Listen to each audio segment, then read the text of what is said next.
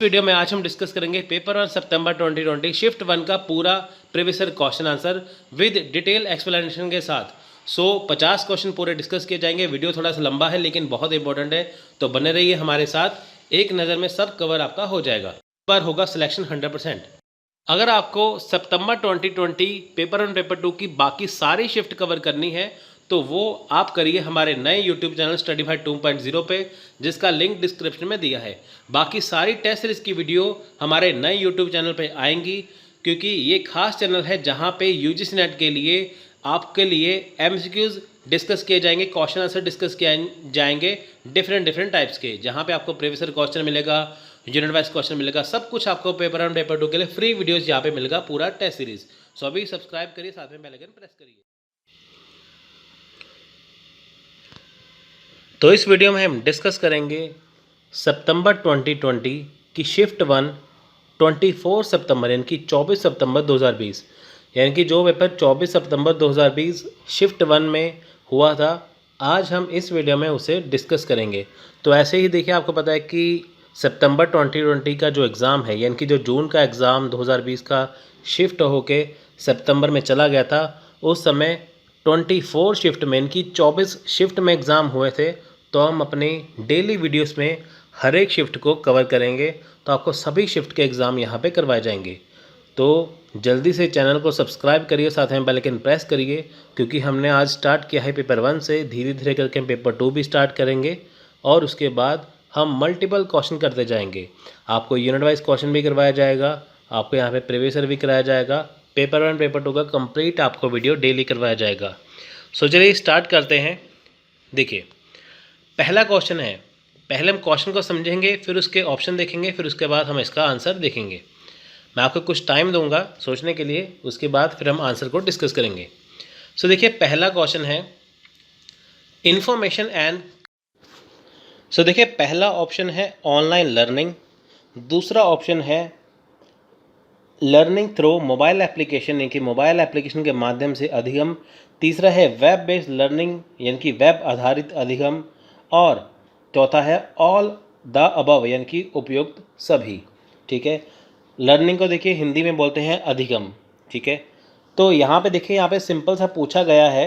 देखिए, जब भी आप एग्ज़ाम में क्वेश्चन करेंगे तो सबसे पहले आप क्वेश्चन को समझिए, उसके बाद उसका आंसर दीजिए।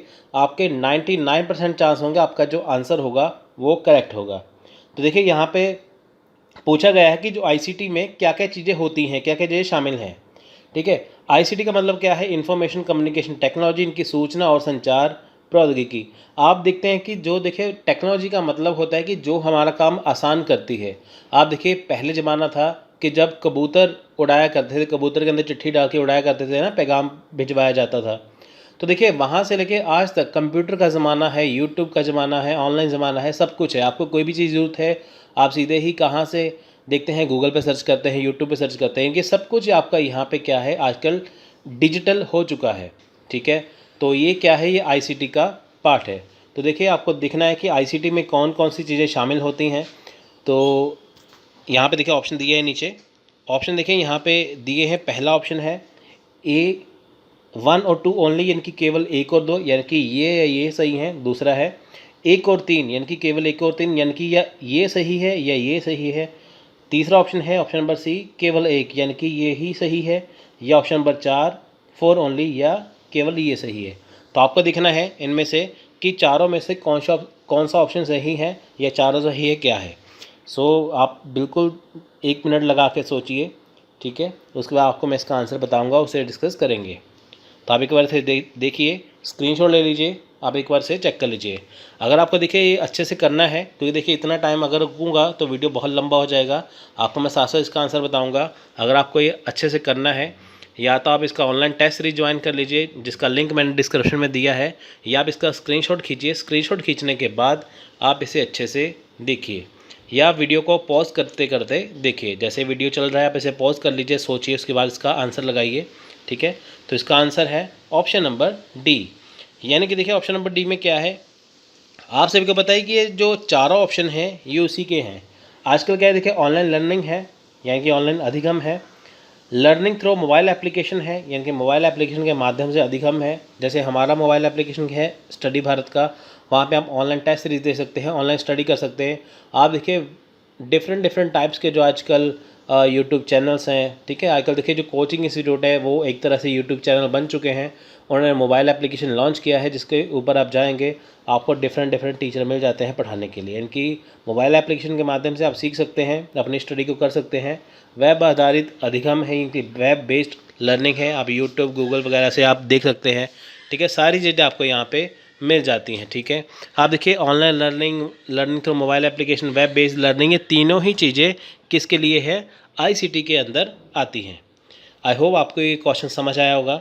तो क्वेश्चन नंबर है 2, give below are 2 statements, one is labelled as assertion A and other is labelled as reason are.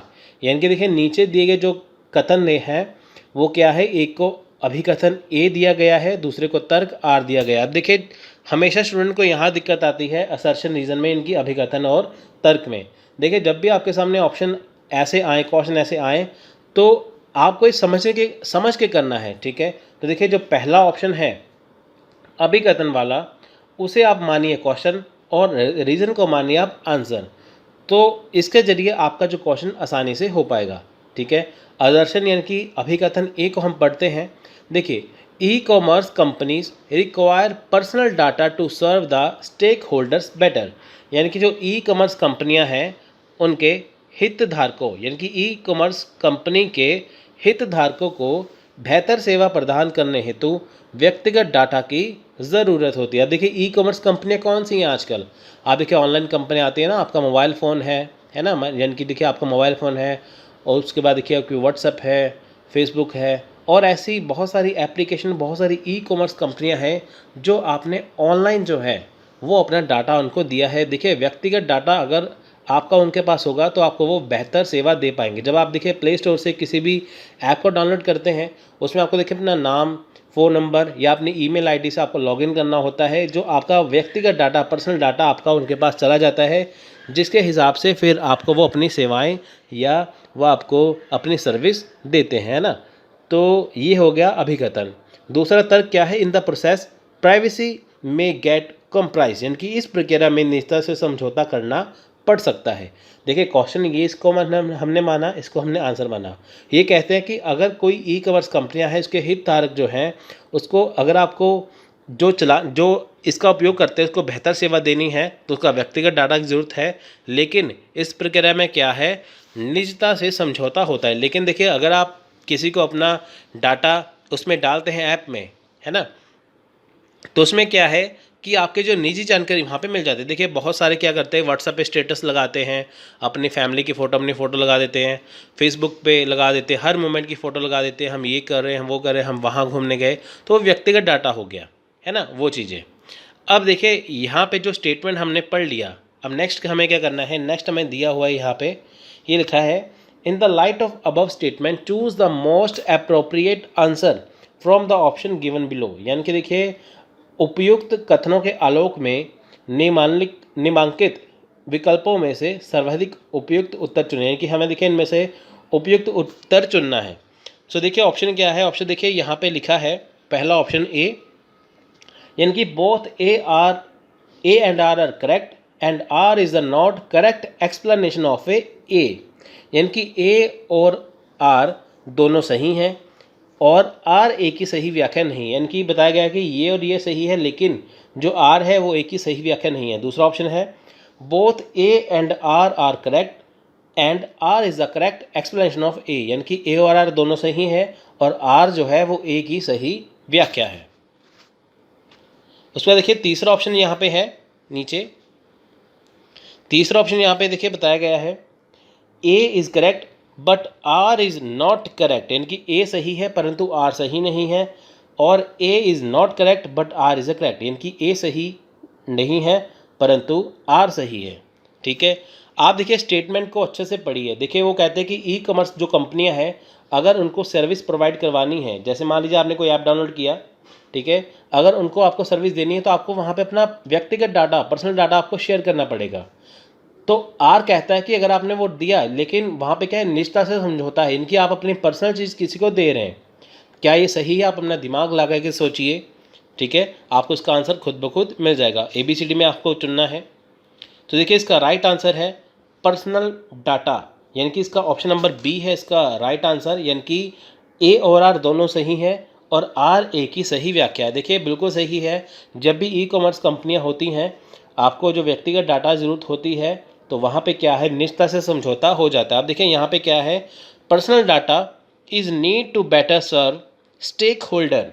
ठीक है, यहाँ पे देखिए क्या बताया गया है कि जो personal data is needed to better serve stake holder of e commerce companies, but if e commerce companies get hacked, then the personal data of all stakeholders are also at stake, hence privacy may have to be comprised। यानी कि देखिए e commerce कंपनियों के हितधारकों को बेहतर सेवा प्रदान करने के लिए व्यक्तिगत डेटा की जरूरत होती है, बिल्कुल सही है। लेकिन जब आप देखिए अपनी निजी जानकारी वहाँ पे देते हैं, तो यदि कोई ई कॉमर्स कंपनी हैक हो जाती है, तो सभी हितधारकों के व्यक्तिगत डाटा जो है वो भी दांव पर आ जाते हैं, अतः निजता से समझौता करना पड़ सकता है। देखिए मान लीजिए आपने किसी को अपना पर्सनल डाटा देके ई कॉमर्स कंपनी की सेवा ले ली, लेकिन कल को वो ऐप हैक हो जाए, कुछ हो जाए, तो आपका भी जो व्यक्तिगत डाटा है वहाँ पे चला जाएगा। ठीक है, तो देखिए यही सेम हुआ था जब इलेक्शन हुए थे अमेरिका में। वहाँ पे क्या था कि जो डोनाल्ड ट्रंप जब पहली बार राष्ट्रपति बने थे, है ना, 2016 में, वहाँ पे फेसबुक के ऊपर देखिए ये इल्ज़ाम लगाया गया था कि उनका डाटा जो है वो चोरी कर लिया गया है, जिसकी वजह से क्या है कि वहाँ पे जो इलेक्शन होने थे वहाँ पे उनका जो डाटा है उनके पास चला गया। ठीक है, आप वो सर्च कर सकते, देख सकते हैं, आपको पूरा वहाँ पे मिल जाएगा। तो यही चीज़ है कि अगर आप पर्सनल डाटा कई शेयर करते हैं, है ना, कई होता है ना कि अगर आप किसी को पर्सनल, जैसे आपको फ़ोन आ जाता है कि आपका बैंक अकाउंट यहाँ पे आप हमें ये करिए, तो आपका बैंक अकाउंट साफ़ कर देते हैं वो। तो ये क्या है कि आपको पर्सनल जानकारी किसी को नहीं देनी, उससे क्या है आपकी जो व्यक्तिगत जो डाटा है, जो निजता है, वो समझौता दांव पर पड़ जाता है। ठीक है, तो ये बिल्कुल सही था। देखिए जब भी कोई क्वेश्चन करे, पहले आप क्वेश्चन को ध्यान से समझिए, उसके बाद उसका आप सोचिए, उसका आंसर दीजिए, आपको अपने आप ही उसका आंसर जो है पता चल जाएगा। ठीक है, सो देखिए नेक्स्ट क्वेश्चन है मैच लिस्ट 1 एंड लिस्ट 2, यानी कि सूची 1 को सूची 2 के साथ सुमेलित कीजिए जिनमें कमर्शियल, जल प्रदूषक और उनके स्रोत हैं। देखिए यहाँ पे है 2 सूची हैं, यानी कि 2 लिस्ट है, सूची 1 सूची 2, लिस्ट 1 लिस्ट 2। पहला है वाटर पॉल्यूटेंट्स, यानी कि दूसरा है सोर्सेज। अब देखिए पॉल्यूटेंट्स क्या होते हैं, आपने देखा सुना होगा पॉल्यूशन एंड पॉल्यूटेंट्स। पॉल्यूशन होता है प्रदूषण जो फैलता है, लेकिन पॉल्यूटेंट्स वो होते हैं जो प्रदूषण को फैलाते हैं। ठीक है फ्रेंड्स, यानी कि पॉल्यूशन जो है प्रदूषण, यानी कि जो पॉल्यूटेंट्स, जैसे हिंदी में जल प्रदूषक कहते हैं या प्रदूषक कहते हैं, पॉल्यूटेंट्स या प्रदूषक वो होते हैं जब प्रदूषण को फैलाते हैं, प्रदूषण जिनसे बनता है। ठीक है, यहाँ पे आपको ये बताना है कि वाटर पॉल्यूटेंट्स यानी कि जो जल प्रदूषक हैं उनके सोर्स क्या है, यानी कि वो कैसे बनते हैं। ठीक है, तो देखिए पहला ऑप्शन है मोर ऑक्सीजन डिमांडिंग वाटर बॉडीज़, यानी कि अधिक ऑक्सीजन की मांग करने वाले जलाशय। दूसरा है प्लांट न्यूट्रेंट्स, यानी कि पादप पोषक तत्व। तीसरा है एसिड, यानी कि अम्ल। और चौथा है पॉलीक्लोरिनेटेड बायोफिनाल्स, ठीक है, PCBs। ठीक है, तो आपको यहाँ पे इनमें से मैच करना है कि कौन सा वाटर पोल्यूटेंट किसका सोर्स है, किसका स्रोत है। तो आप वीडियो को पॉज करके अच्छे से सोचिए। ठीक है, आपको यहाँ पे ऑप्शन बता देता हूँ। देखिए पहला ऑप्शन है, ऑप्शन ABCD दिए हुई है, यहाँ पे आप देख सकते हैं।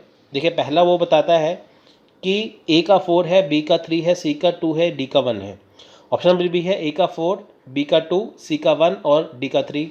और ऑप्शन नंबर C है कि A का 4, B का 1, C का 3 और D का 2। और ऑप्शन नंबर लास्ट D है A का 4, B का 3 और C का 1 और D का 2।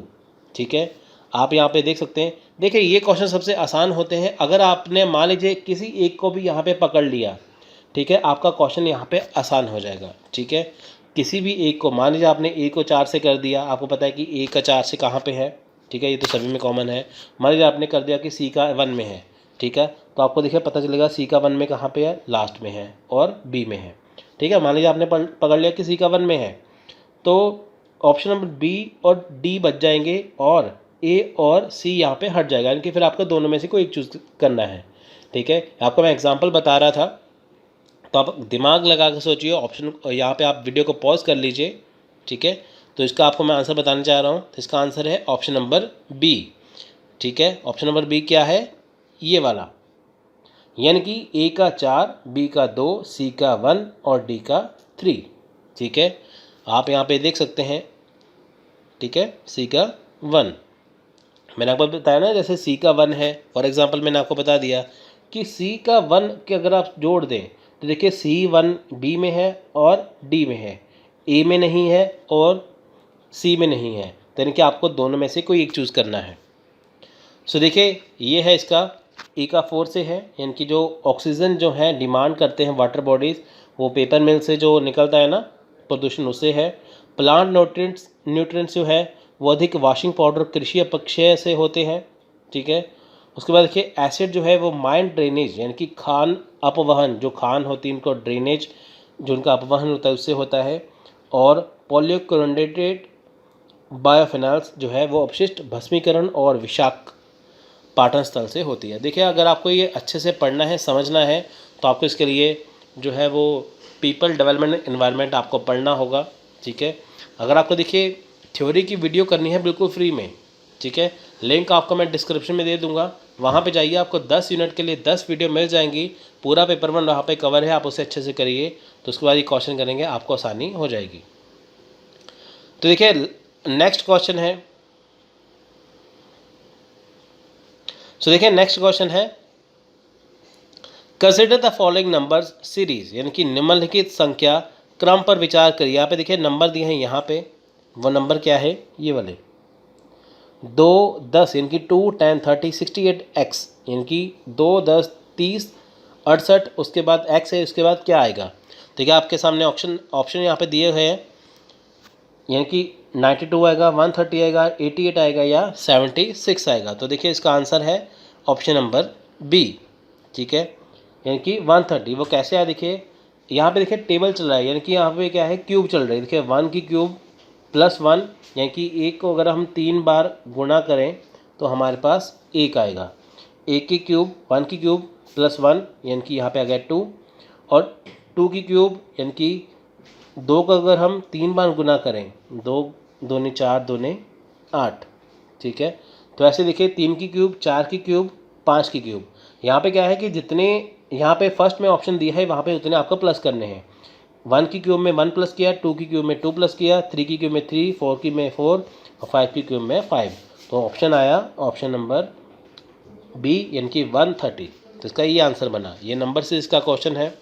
देखिए मैथ के क्वेश्चन आपको मैं ऐसे ही समझाऊंगा यहाँ पे, क्योंकि टाइम कम है, बहुत जल्दी से हमें करना है कि आपकी तैयारी जल्दी से हो जाए। सो देखिए नेक्स्ट क्वेश्चन है, a house hold incurs a certain expenditure on the consumption of a commodity in a given month if the price, यानी कि देखिए यहाँ पे वो बोलता है कि एक परिवार एक माह विशेष में, यानी कि एक परिवार एक महीने में एक वस्तु के उपयोग पर कतिपय व्यय करता है। कतिपय व्यय का मतलब होता है कि सर्टेन एक्सपेंडिचर, यानी कि वो इतना अमाउंट पे करता है। यहाँ पे शो नहीं किया कितना करता है, लेकिन कुछ अमाउंट यहाँ पे व्यय करता है। सो if the price of the commodity is decreased by 20% and its consumption is increased by 20%, यानी कि देखिए जितना वो एक महीने में खर्चा करता है, यदि जो वो चीज़ें खरीदता है अगर उसकी कीमत 20% नीचे आ जाती हैं और वस्तु का उपयोग 20% बढ़ जाता है, मान लीजिए कि वो 100 रुपये की एक चीज़ खरीदता है लेकिन उसकी कीमत 20% घट जाती है, यानी कि 20 रुपये सस्ती हो गई तो उसे 80 रुपये में पड़ेगी और वस्तु का उपयोग 20% बढ़ जाएगा। देखिए जब भी कोई चीज़ सस्ती मिलती है आप उसके ज़्यादा खरीदते हैं, ठीक है। जहाँ पे आप 100 रुपये खर्चते थे वहाँ पे आप 20 रुपये एक्स्ट्रा खर्चेंगे, है ना। तो यानी कि उसका उपयोग 20% आप बढ़ा देंगे, तो उस परिवार के व्यय में कितने प्रतिशत की बढ़ोतरी अथवा कमी होगी। यानी कि जब देखिए 20% चीज़ घट जाती है, उसका उपयोग बढ़ जाता है, तो उसके परिवार में देखिए जो एक्सपेंडिचर है, जो उसका व्यय है, जो उसका खर्चा है, वो कितने प्रतिशत कम होगा या कितने प्रतिशत बढ़ेगा। क्वेश्चन आपको समझ में आ गया कि किसी व्यक्ति ने एक महीने में इतना खर्चा किया है लेकिन 20% कम खर्चा, उस चीज़ें सस्ती हो गई तो उसका उपयोग बढ़ जाएगा और उसको उसका खर्चा कम होगा या बढ़ेगा, ये आपको यहाँ पे बताना है। ठीक है, ए है 4%, बी है 2%, सी है 8%, डी है 10%। अब देखिए, आपको कभी भी मैथ के क्वेश्चन सॉल्व करने हैं, स्टूडेंट को मैथ बहुत मुश्किल लगता है, सिर्फ आपको 3 चैप्टर करने हैं, परसेंटेज का, एवरेज का।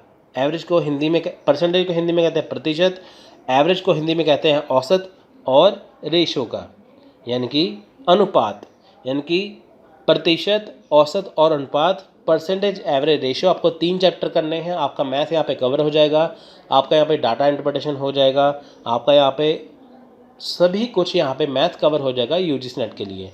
अगर आपको वो समझना है, वीडियो का लिंक आपको डिस्क्रिप्शन में मिलेगा, वहाँ पे जाइए, इसे समझिए, उसके बाद इसकी तैयारी करिए। बहुत इजी होता है मैथ, कुछ ज़्यादा मुश्किल नहीं होता। अगर आप ये करेंगे आपको आसानी हो जाएगी। अगर आपने देखिए परसेंटेज किया होगा तो आप इसे आसानी से कर पाएंगे। ठीक है, तो देखिए इसका यहाँ पे बताया है इंग्लिश में भी हिंदी में भी, तो मैं आपको एक ही बार में बताऊँगा, तो आप उसे देख सकते हैं।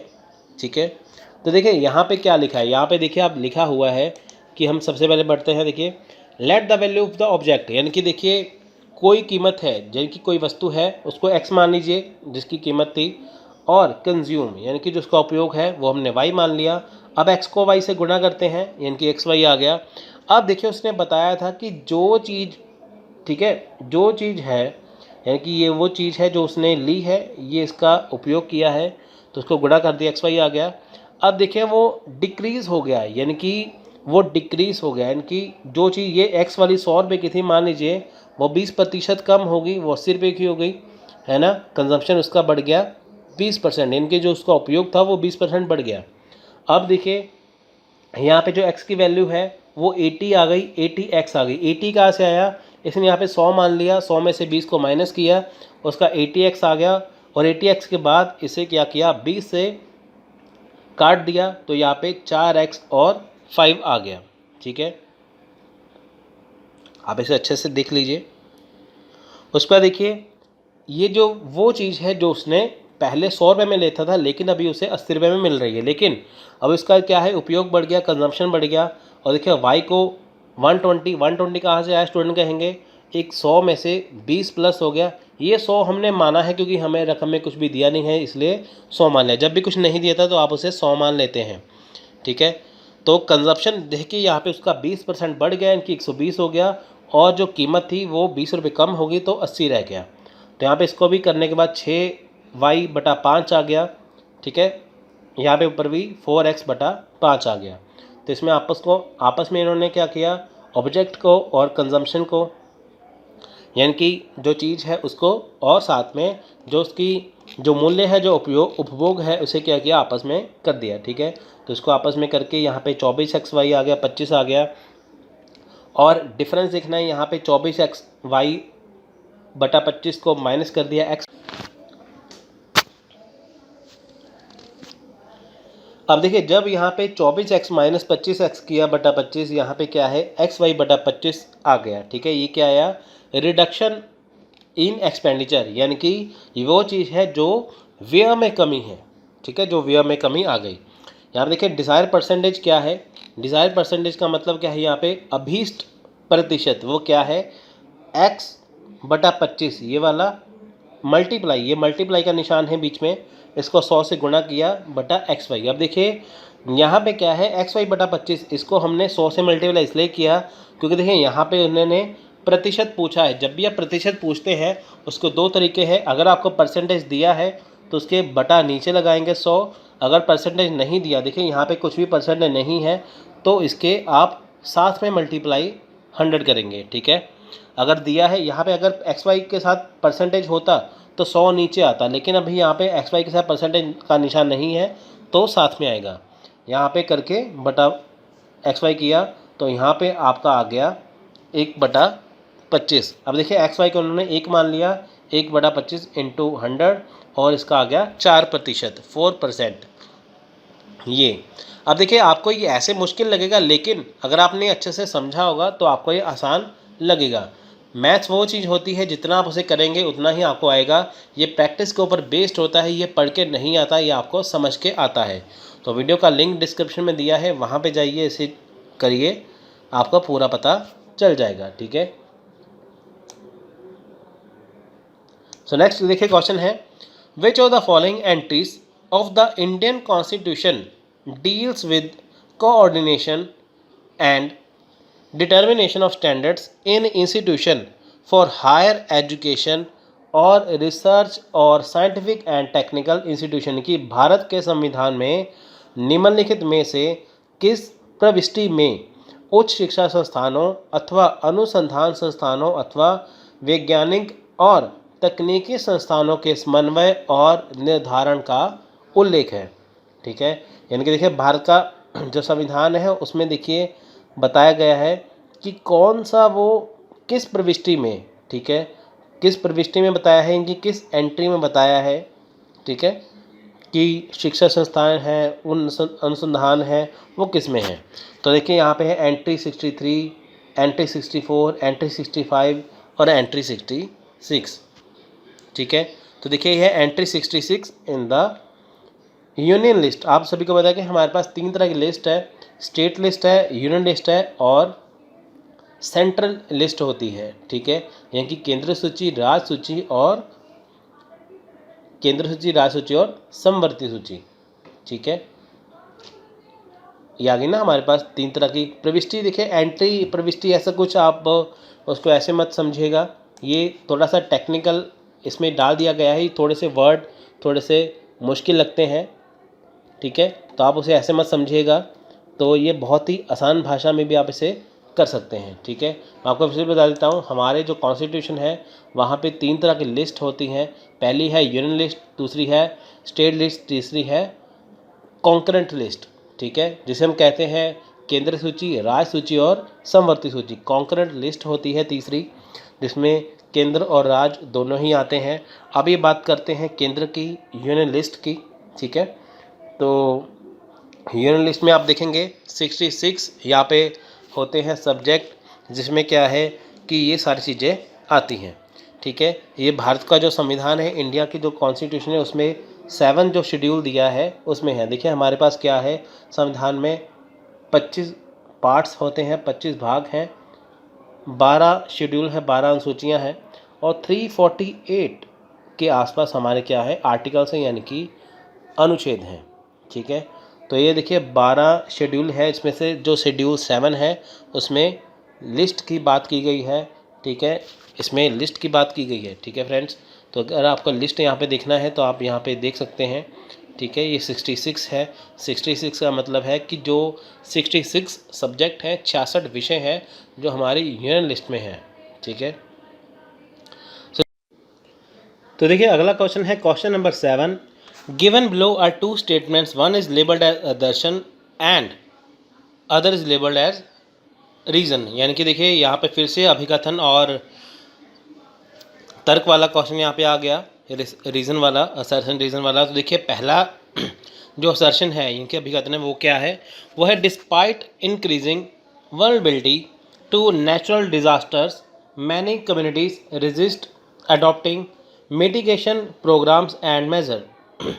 यानी कि देखिए प्राकृतिक आपदाओं से प्रभावित होने की बढ़ती संभावनाओं के बावजूद अनेक समुदाय न्यूनीकरण कार्यक्रमों और उपायों को अपनाने से बचते हैं। देखिए यानी कि होता क्या है कि जब भी देखिए नेचुरल है ना, प्राकृतिक आपदाएं आती हैं, नेचुरल डिज़ास्टर आते हैं, उससे क्या है जो कुछ भी प्रभावित होता है ना, यानी कि देखिए नेचुरल जो डिज़ास्टर हैं उससे क्या है प्रभावित होने की बढ़ती संभावना। यानी कि देखिए जो भी कुछ नेचुरल डिज़ास्टर होते हैं उससे हो सकता है कि काफ़ी नुकसान हो जाए, है ना, लेकिन देखिए उससे उपाय अपनाने से बचते हैं। देखिए पता है कि यहाँ पे बाढ़ आ जाएगी, है ना, यहाँ पे भूकंप आ जाएगा, यहाँ पे अर्थक्वेक आ जाएगा, लेकिन देखिए उससे बचने के लिए जो उपाय करने चाहिए लोग उससे पहले करते नहीं हैं, है ना।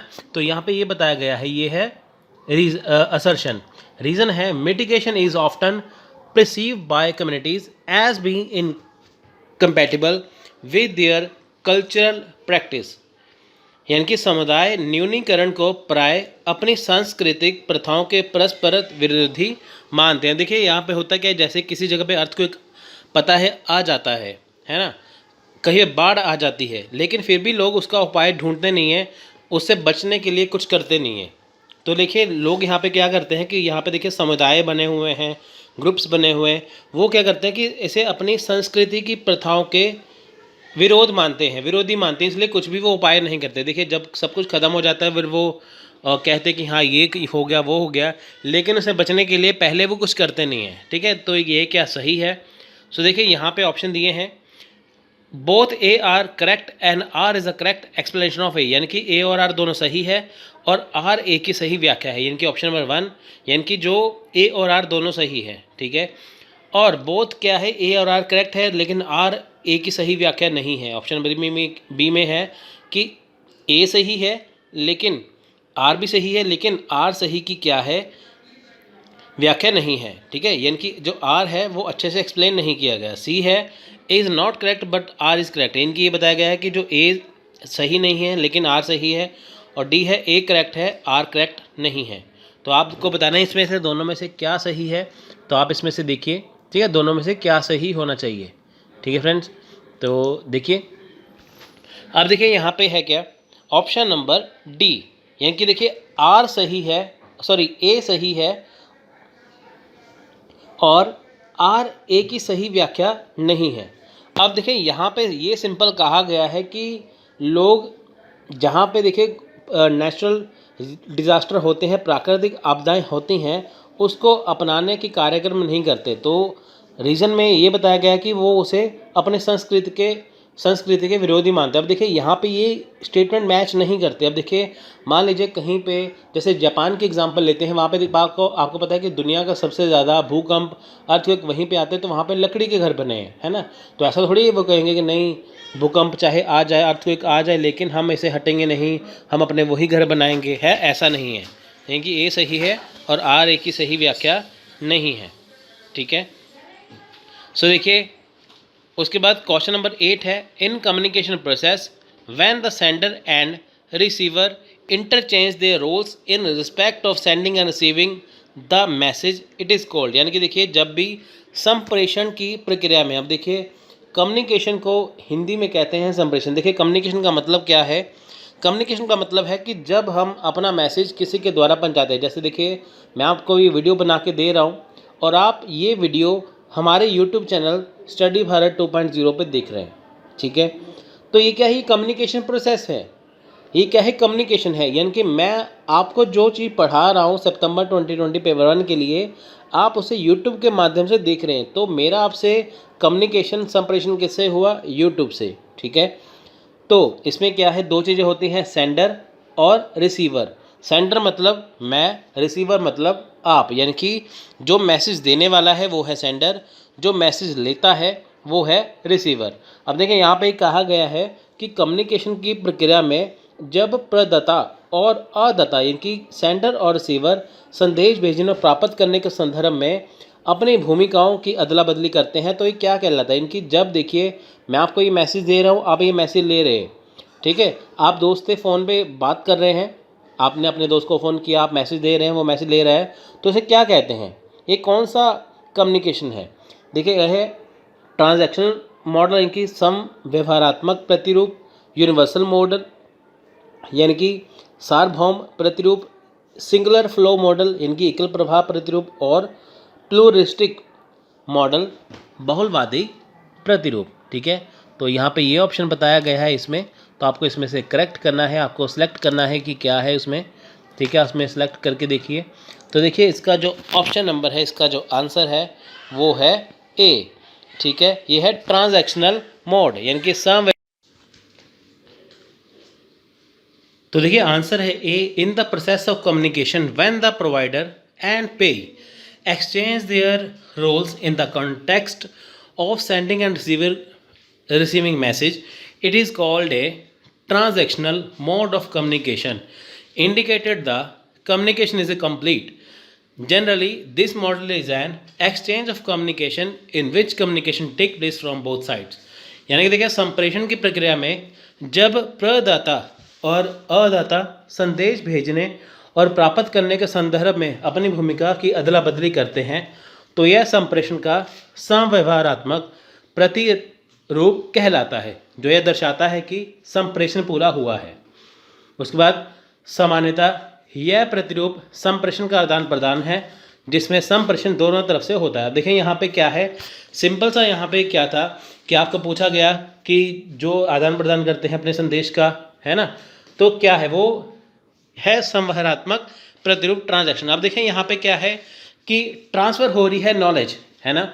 यहाँ पे क्या है कि एक तरफ है प्रदाता, एक तरफ है अदाता। इनकी एक तरफ है नॉलेज को यानी कि संचार को, यानी कि जो उसका मैसेज है संदेश को पहुंचाने वाला, एक है संदेश को ग्रहण करने वाला, है ना।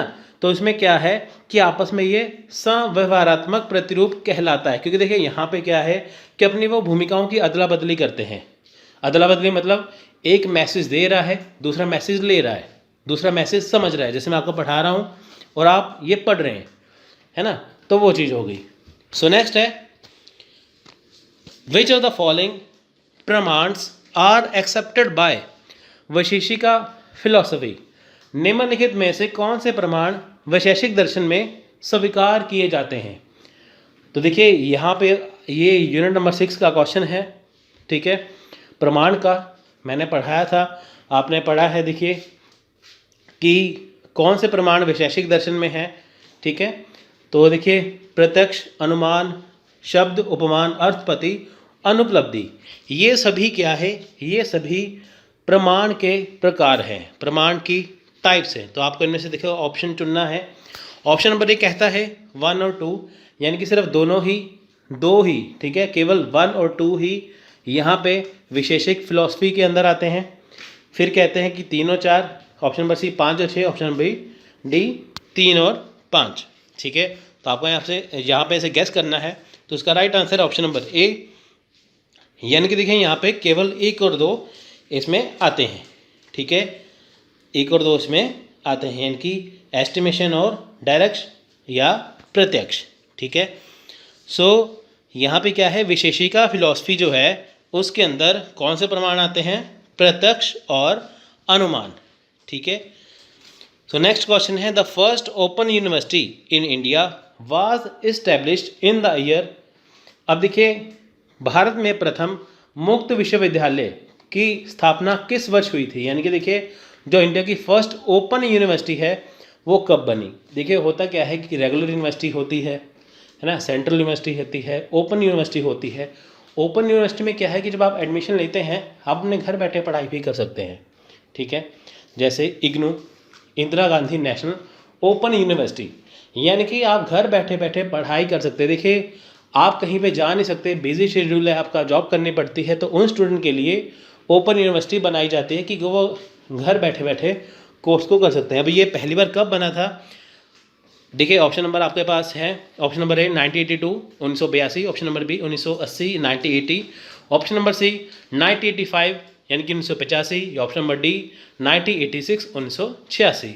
सो देखिए इसका राइट आंसर है option number A 1982, option number 82, यानी कि doctor Bhimrao Ambedkar university Hyderabad is the first open university in India. यानी कि जो doctor Bhimrao Ambedkar open university है हैदराबाद में, फर्स्ट ओपन यूनिवर्सिटी थी। और उसके बाद it establish in the year 1982 India Indira Gandhi national open university IGNOU was establish in the year 1980। So अगला क्वेश्चन है question number 11, which of the following are accepted in Buddhism, यानी कि बौद्ध धर्म में निम्नलिखित में से किनको स्वीकार किया जाता है। यानी कि बौद्ध धर्म जो है, बुद्धिज्म है, इसमें से किसको स्वीकार किया जाता है, ठीक है। ऑप्शन है देखिए अध्यास, ऑप्शन नंबर ए अध्यास, अपोह, अभाव, अर्थपति, प्रत्यक्ष या शब्द, ठीक है। ये 6 दिए हैं। ऑप्शन है आपके सामने देखिए, ए है 1 और 2, यानी कि पहले 2 हैं सिर्फ बुद्धिज्म में, उसके बाद 2 और 5 या दूसरा या 5, 3 और 4 यानी कि 3 and 4, और 5 और 6। आपको बताना है कि बुद्धिज्म में यहाँ पे इनमें से किसको स्वीकार किया जाता है। सो देखिए इसका राइट आंसर है ऑप्शन नंबर बी 2 और 5, यानी कि बुद्धिज्म में 2 और 5, यानी कि बुद्धिज्म में अपोह और प्रत्यक्ष को माना जाता है इनको। सो देखिए इसका सोल्यूशन देखते हैं। देखिए ठीक है, अपोह प्रत्यक्ष को माना जाता है बुद्धिज्म में। सो देखिए नेक्स्ट क्वेश्चन है, a teacher who encourage students participation in communication will ensure, यानी कि संप्रेषण में विद्यार्थियों की सहभागिता को प्रोत्साहित करने वाला शिक्षक निम्नलिखित में से किन्हें सुनिश्चित करेगा। यानी कि देखिए, जब एक क्लास में टीचर है, स्टूडेंट को इनकरेज करते हैं पार्टिसिपेशन करने के लिए, किसमें, कम्युनिकेशन के। टीचर बताते हैं ना किसी से कम्युनिकेशन कैसे करना है ना, कैसे पार्टिसिपेट करना है आपस में। तो जब वो टीचर करते हैं तो क्या सुनिश्चित करते हैं? पहला है विरोधाभासी विचार, आत्मसम्मान यानी कि self esteem, opposite view, class performance यानी कि कक्षा में प्रदर्शन, प्रोफेशनल डेवलपमेंट वृत्तिक विचार, या बाइनरी डिस्ट्रैक्शन द विचर विकर्षण। यानी कि देखिए, जब टीचर किसी स्टूडेंट्स को आपस में पार्टिसिपेट करने के लिए कहते हैं, कम्युनिकेशन करने के लिए कहते हैं, तो वो क्या करते हैं, वो क्या इंश्योर करते हैं, ठीक है, आपको इनमें से बताना है। देखिए, ऑप्शन है 1, 2 और 3, यानी कि 1, 2 और 3। Option number B 1, 3, 5। Option number C 1, 4 and 5 and 2, 3 and 4। यानी कि देखिए, आपको इनमें से बताना है। तो इसका क्वेश्चन के बार फिर से देख लीजिए, वीडियो को पॉज करके आप इसे एक बार देखिए, सोचिए। तो इसका राइट आंसर है ऑप्शन नंबर डी, यानी कि 2, 3 और 4, यानी कि आत्मसम्मान, कक्षा में प्रदर्शन और वृत्तिक विचार। अब देखिए, विरोधाभासी विचार तो है ही नहीं है इसमें, ये तो बिल्कुल ही गलत है। जब भी कोई टीचर किसी स्टूडेंट्स को आपस में कम्युनिकेशन करने के लिए कहते हैं तो कभी भी ऑपोजिट व्यूज़ का नहीं होता, ठीक है। सो 2, 3 और 4 है आत्मसम्मान, सेल्फ स्टीम, क्लास परफॉर्मेंस, कक्षा में प्रदर्शन और प्रोफेशनल डेवलपमेंट यानी कि वृत्तिक विचार, ठीक है। यहाँ पे देखिए लिखा भी है, the teacher who encourage student participation in communication ensure self esteem, classroom performance and professional development. यानी कि संप्रेषण में विद्यार्थियों की सहभागिता को प्रोत्साहित करने वाला शिक्षक आत्मसम्मान, कक्षा में प्रदर्शन और वृत्ति विकास सुनिश्चित करता है। सो देखिए, नेक्स्ट क्वेश्चन है, एक college teacher plans a research programme in which he she intends to improve the socio-emotional aspect of his her classroom climate during teaching. Which one of the following research method will be considered appropriate in the context? यानी कि कोई महाविश्वविद्यालय या कोई महाविद्यालय अध्यापक एक शोध कार्यक्रम तैयार करता है जिसमें उसका उद्देश्य अध्यापन के दौरान अपनी कक्षा में सामाजिक भावनात्मक पहलू को सुधारना है। इस संदर्भ में निम्नलिखित में से कौन सी शोध विधि उपयुक्त मान जाएगी? यानी कि देखिए, कोई कॉलेज है, ठीक है, वहाँ पे टीचर प्लानिंग करते हैं शोध कार्यक्रम के लिए, इनकी कोई रिसर्च प्रोग्राम वहाँ पे करवाया जाता है किसी टीचर के द्वारा किसी कॉलेज में।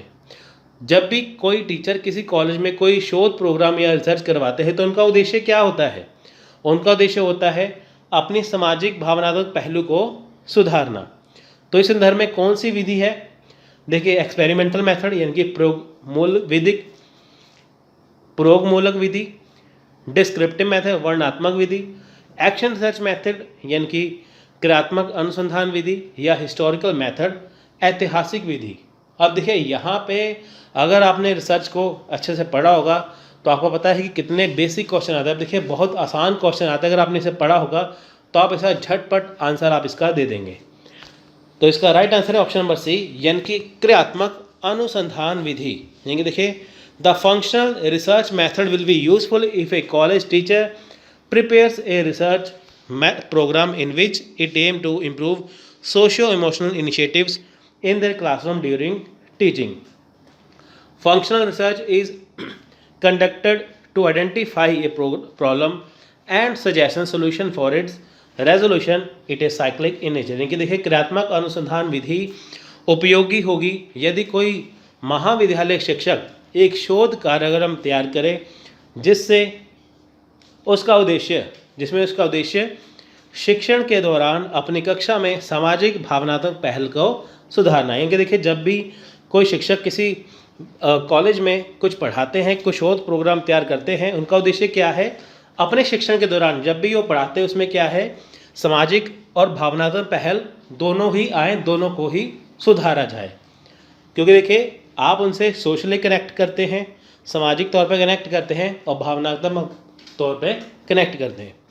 क्रियात्मक शोध किसी समस्या को पहचानने और उसके निराकरण के लिए सुझाव देने के लिए आयोजित की जाती है। इसकी प्रकृति चक्रीय होती है। यानी कि देखिए साइक्लिक है इन नेचर में। साइक्लिक कैसे आपको मैं बताता हूँ। देखिए यह साइक्लिक, ठीक है। यहाँ पे देखिए नियोजन है, चिंतन है, क्रियान्वयन है, पर्यवेक्षण है, फिर नियोजन है, यानी कि साइक्लिक है। ये आपस में क्या है, एक दूसरे से कनेक्टेड हैं, जुड़े हुए हैं इसलिए, ठीक है। तो ये था इसका। पाइथन इज एन, यानी कि पाइथन क्या है। अब देखिए क्वेश्चन आया था, ये बहुत ट्रिकी क्वेश्चन था, बहुत सारे स्टूडेंट को पता नहीं था। जिन्होंने देखिए कंप्यूटर पढ़ा है, आईसीटी अच्छे से पढ़ा है, उनको आसानी से आएगा। पाइथन क्या है, programming language, operation system, operating system, search engine या स्नेक, ये क्या है। यानी कि केवल एक, ऑप्शन नंबर बी केवल दो या दो या तीन या दो या चार, तीन और चार। पाइथन इनमें से क्या है, तो इसका राइट आंसर है ऑप्शन नंबर ए। पाइथन क्या है, केवल एक है, प्रोग्रामिंग लैंग्वेज है।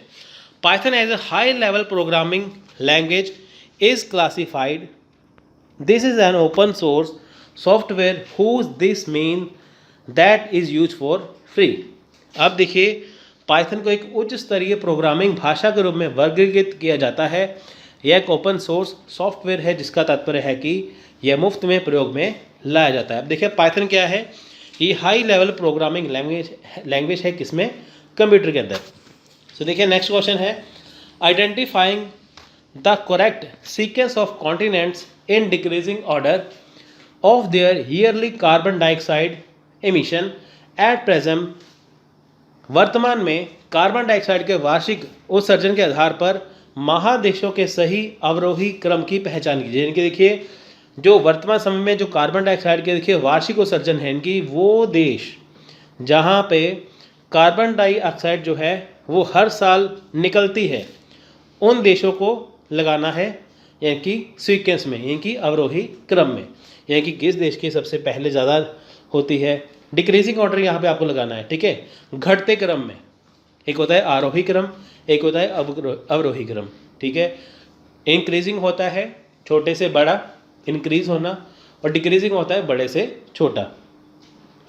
सो देखिए यहाँ पे है अफ्रीका, एशिया, यूरोप और उत्तरी अमेरिका। तो ऑप्शन नंबर ए है 2 4 3 1, 2 4 1 3, 4 2 3 1 या 4 3 2 1। तो इसका राइट आंसर है ऑप्शन नंबर ए, ठीक है। इसका करेक्ट आंसर है the correct descending order of continents based on the annual emission of the carbon dioxide in the year 2019। 2019 में देखिए ये था। ऑप्शन नंबर देखिए 2 4 3 और 1, ठीक है। पहले आएगा एशिया, फिर आएगा नॉर्थ अमेरिका। एशिया में देखिए क्या है,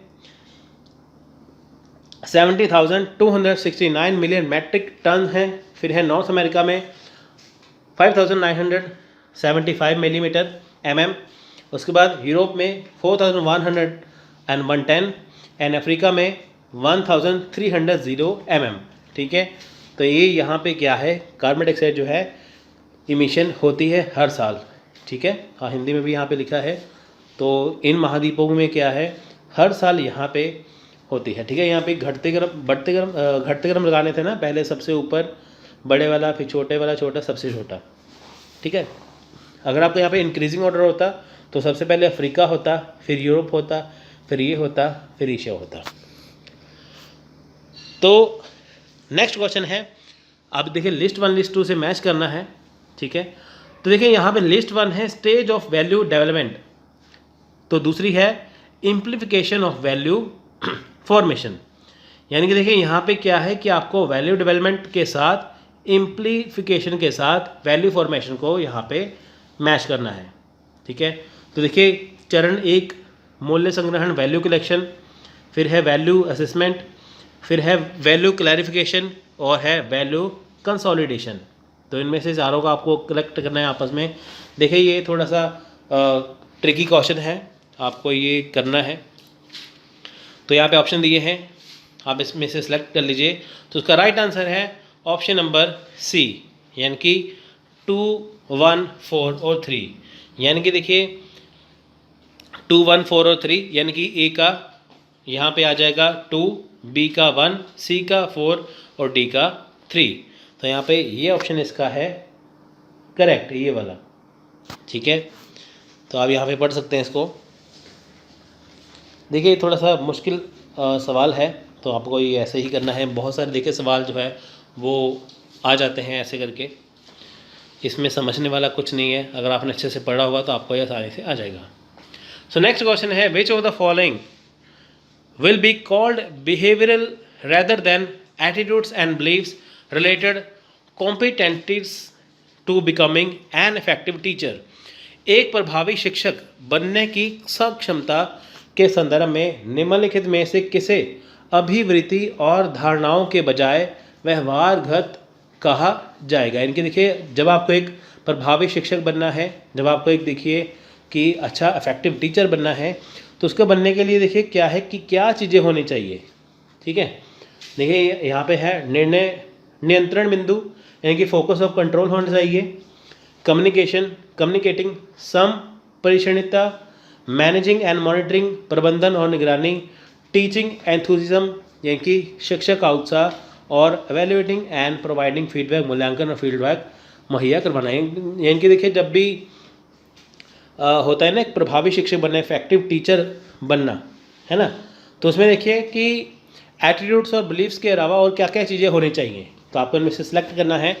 ऑप्शन नंबर 1 है, ए है 1, 2 और 3, ऑप्शन नंबर बी 2, 3 और 5, option number C 2, 3, 4, option number D 3, 4 और 5 ओनली।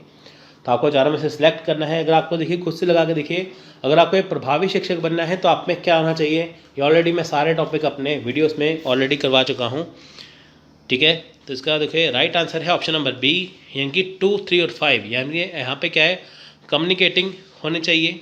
ठीक है, उसके बाद प्रबंधन और निगरानी यानी कि मैनेजिंग एंड मॉनिटरिंग होनी चाहिए। उसके बाद देखिए यहाँ पे 5 ऑप्शन है, मूल्यांकन और फीडबैक मुहैया करवाना। अब देखिए अगर कोई टीचर है, क्लास में शिक्षक है, कम्युनिकेशन करेगा, अच्छा करेगा कम्युनिकेशन बच्चों के साथ, तो बच्चों को पढ़ाया हुआ टीचर का, यानी कि जब टीचर बच्चों को पढ़ाते हैं तो उनको आसानी से समझ में आता है। ठीक है, उसके बाद देखिए प्रबंधन और निगरानी है, यानी कि देखिए मैनेज करना, क्लास को कैसे मैनेज करना। आप देखिए बहुत सारे टीचर हैं, जब क्लास में आते हैं तो बच्चे चुपचाप उनका लेक्चर सुनते हैं, वो क्या कहते हैं उनसे पढ़ते हैं, वो हो गया प्रबंधन। अब देखिए मूल्यांकन और फीडबैक देना, यानी कि जब बच्चों को टीचर ने पढ़ा दिया तो टीचर उनसे फीडबैक लेता है कि उन्हें कितना समझ में आया। ठीक है, तो कितना समझ में आया उनको ये इसमें पता होता है। ठीक है, यानी कि बच्चों का फीडबैक यहाँ पे लेना ज़रूरी है। मान लीजिए टीचर ने करवा दिया, बच्चों को समझ में कुछ आया ना, तो उसका फ़ायदा क्या। तो ये चीज़ें बहुत ज़्यादा इसमें ज़रूरी है। देखिए शिक्षा का उत्साह तो हर एक में होता है जब वो नया टीचर हो, है ना, वो चीज़। ठीक है, यहाँ पे देखिए ये 4 चीज़ें आती हैं, इसमें आप पढ़ सकते हैं। ठीक है, इसमें कम्युनिकेशन स्किल होना चाहिए, मैनेज होना चाहिए, वैल्यूएशन फीडबैक होना चाहिए, जो आपको मैंने देखिए यहाँ पे बता दिया। नेक्स्ट है क्वेश्चन नंबर 18, प्रश्न number 18, which of the following steps in research are least vulnerable to research ethics.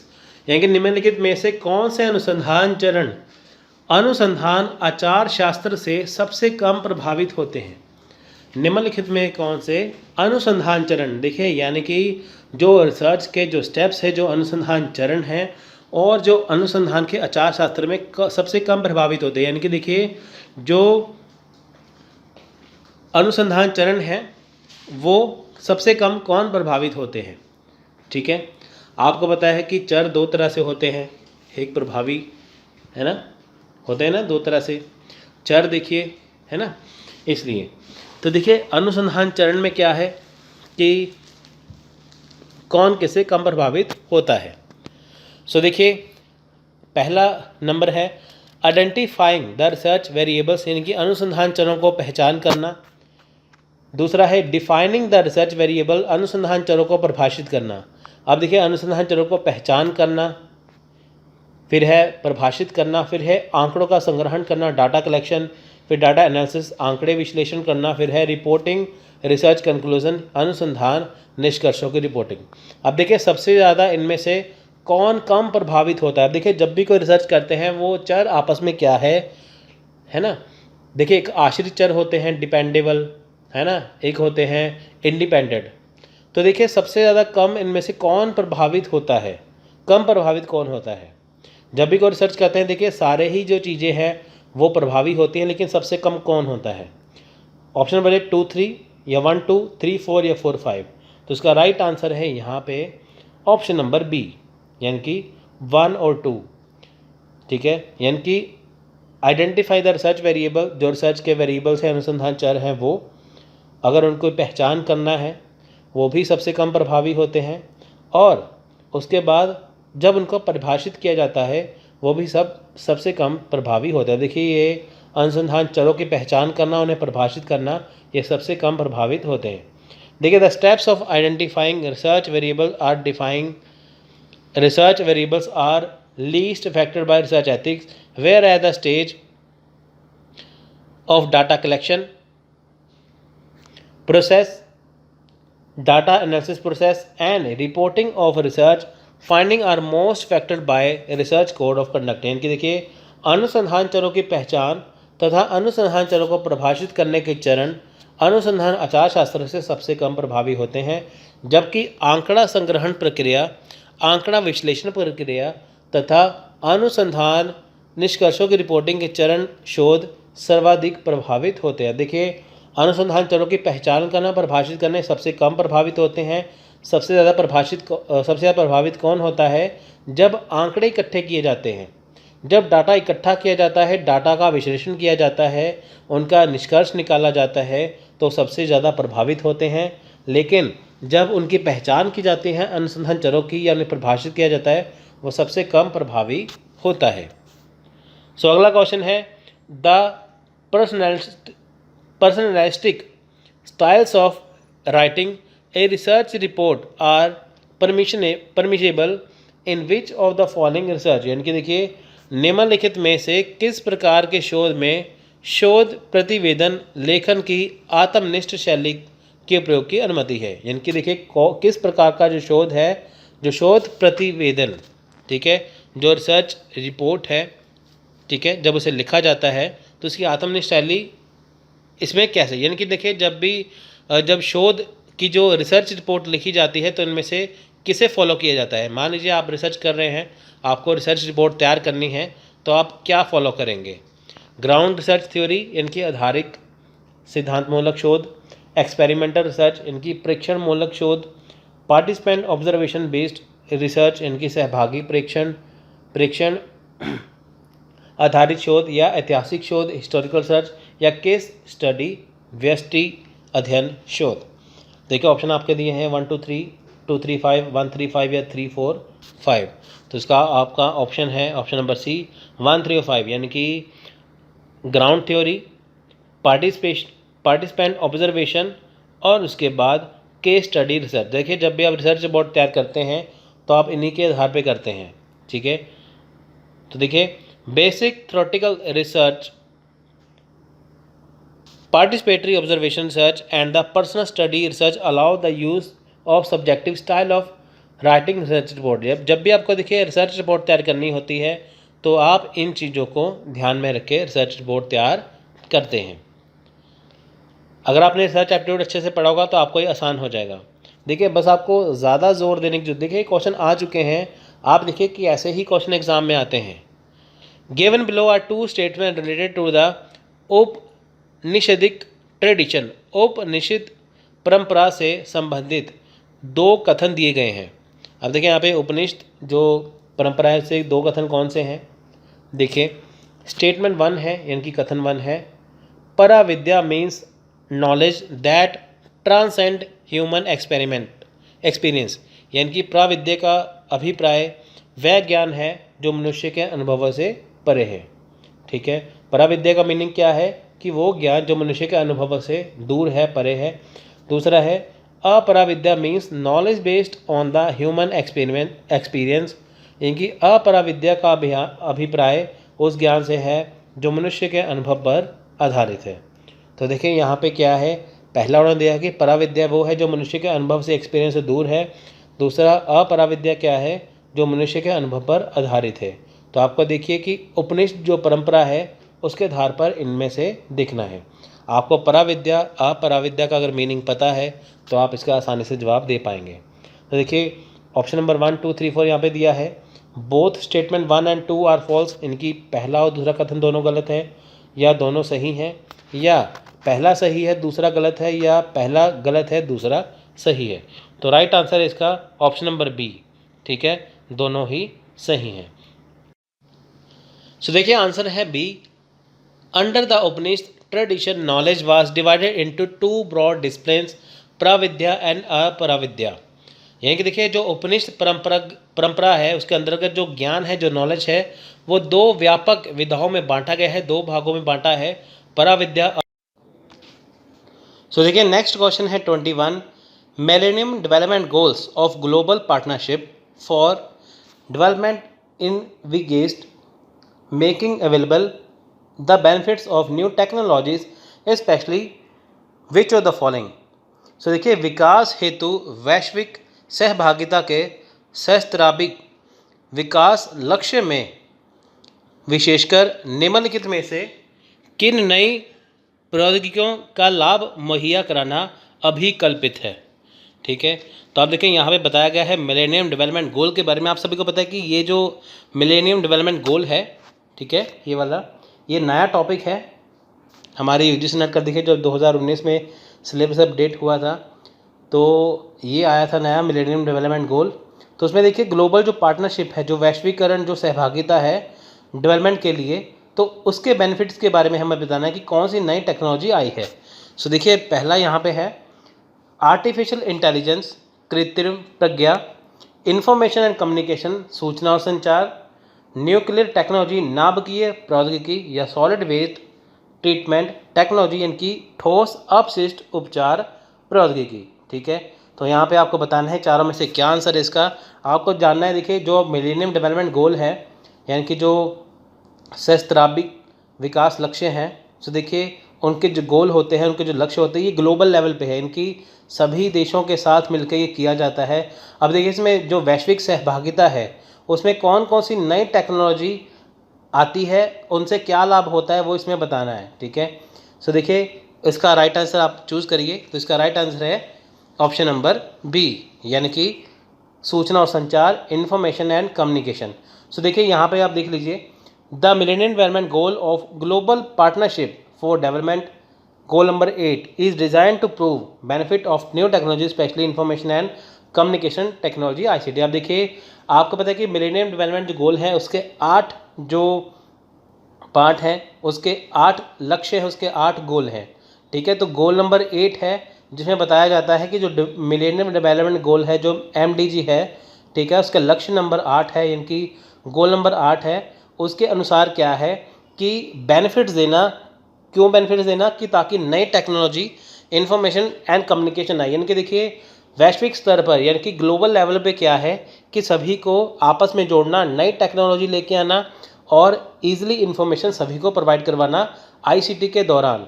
ठीक है, तो ये इनका गोल नंबर 8 है। आप सभी को पता है, देखिए आजकल क्या है कि सब कुछ ऑनलाइन हो रहा है, तो इनका ये लक्ष्य है, इनका ये टारगेट है कि दुनिया के जितने भी देश है सबको ICT के साथ कनेक्ट किया जाए। ठीक है, सो देखिए नेक्स्ट क्वेश्चन है क्वेश्चन नंबर 22।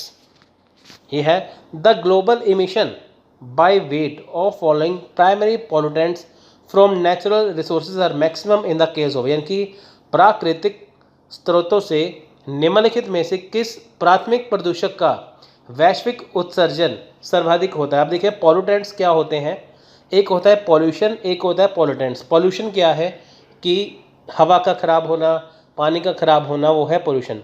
अब वो होता क्यों है, वो होता है पॉल्यूटेंट्स के कारण। यानी कि पॉल्यूशन किसके द्वारा फैलता है, पॉल्यूटेंट्स के द्वारा फैलता है। अब देखिए ये कहते हैं कि जो प्राकृतिक स्रोत है हमारे पास, जो हमारे पास नेचुरल रिसोर्सेज है, जैसे हवा है, पानी है ना, ये जो चीज़ें हैं, इनमें से देखिए जो प्रदूषक है यानी कि जो इनमें पॉल्यूटेंट्स हैं दुनिया में, वो सबसे ज़्यादा कौन से हैं।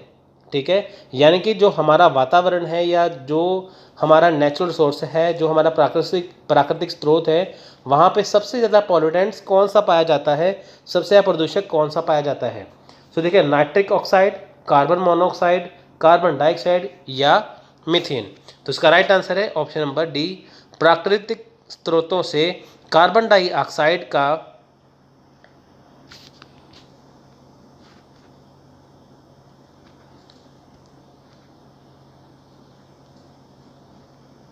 ठीक है। प्राकृतिक स्रोतों से कार्बन डाइऑक्साइड का वैश्विक उत्सर्जन भार की दृष्टि से, देखिए यहाँ पे गलत है, यहाँ पे ऑप्शन नंबर, देखिए कार्बन डाइऑक्साइड है ना यहाँ पे, तो यहाँ पे क्या है, ऑप्शन नंबर सी आएगा, यहाँ पे डी लिखा हुआ है, तो आप इसे यहाँ पे करेक्ट कर लीजिए। देखिए कई बार क्या होता है कि करेक्शन करनी पड़ती है, इसलिए मैं आपको अच्छे से समझा रहा हूँ कि ताकि आप उसे अच्छे से देख लीजिए, ठीक है। देखिए वैश्विक उत्सर्जन कार्बन डाइऑक्साइड का ज़्यादा है। आपको पता है जो कार्बन मोनोऑक्साइड होती है, ठीक है, ये होती है जैसे कोयला जलता है ना, जैसे लकड़ी जलती कोयला जलता है, उससे क्या है, कार्बन मोनोऑक्साइड गैस निकलती है, ठीक है। तो जैसे देखिए कई बार होता है ना, ये सबसे भारी गैस है। जैसे मान लीजिए सर्दियों के दिनों में अपने घर के अंदर, जैसे कमरे के अंदर कोई होता है ना अंगीठी, जैसे लकड़ी बाल लेते हैं, जला लेते हैं लकड़ी को, है ना, तो कोयला जला लेते हैं कि ताकि गर्माइश रहे। लेकिन इसे निकलने के लिए क्या है, कार्बन मोनोऑक्साइड को निकलने के लिए क्या है, यहाँ पे इनको क्या है कि कोई जगह चाहिए, अगर वो नहीं होगी तो इंसान के शरीर में अंदर चली जाएगी और इससे इंसान मर भी जाता है। ये सबसे भारी गैस होती है जो ऑक्सीजन को दबा देती है। तो खैर ये थी कार्बन मोनोऑक्साइड, लेकिन इसका जो राइट आंसर है वो है सी, कार्बन डाइऑक्साइड। सो देखिए नेक्स्ट है कॉम्प्रीहेंशन।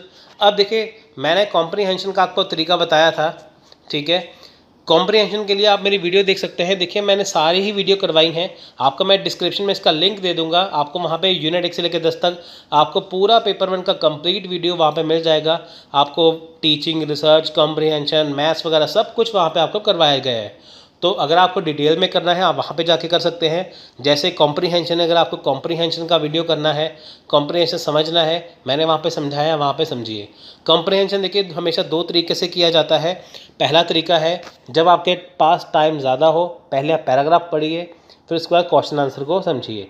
दूसरा पॉइंट है कि अगर आपके पास टाइम कम होता है, जैसे 10 मिनट होते हैं, है ना, करने के लिए, या 5 मिनट होते हैं, तो सबसे पहले आप क्वेश्चन आंसर पढ़िए, उस केस में फिर आप पैराग्राफ से क्वेश्चन आंसर को, उसका आंसर को ढूंढिए। 2 तरीके हैं, या पैराग्राफ पहले पढ़िए जब ज़्यादा टाइम हो, जब टाइम कम हो तो सबसे पहले क्वेश्चन को पढ़िए, ठीक है। तो मैंने वहाँ पे देखा क्वेश्चन का ट्रिक भी करवाया था।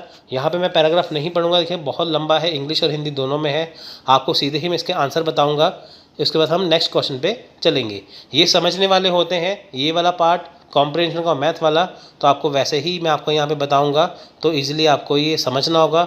इसको डिटेल में करने के लिए, समझने के लिए वीडियो डिस्क्रिप्शन में दिया है, वहाँ पे आप जाके उसे देख सकते हैं।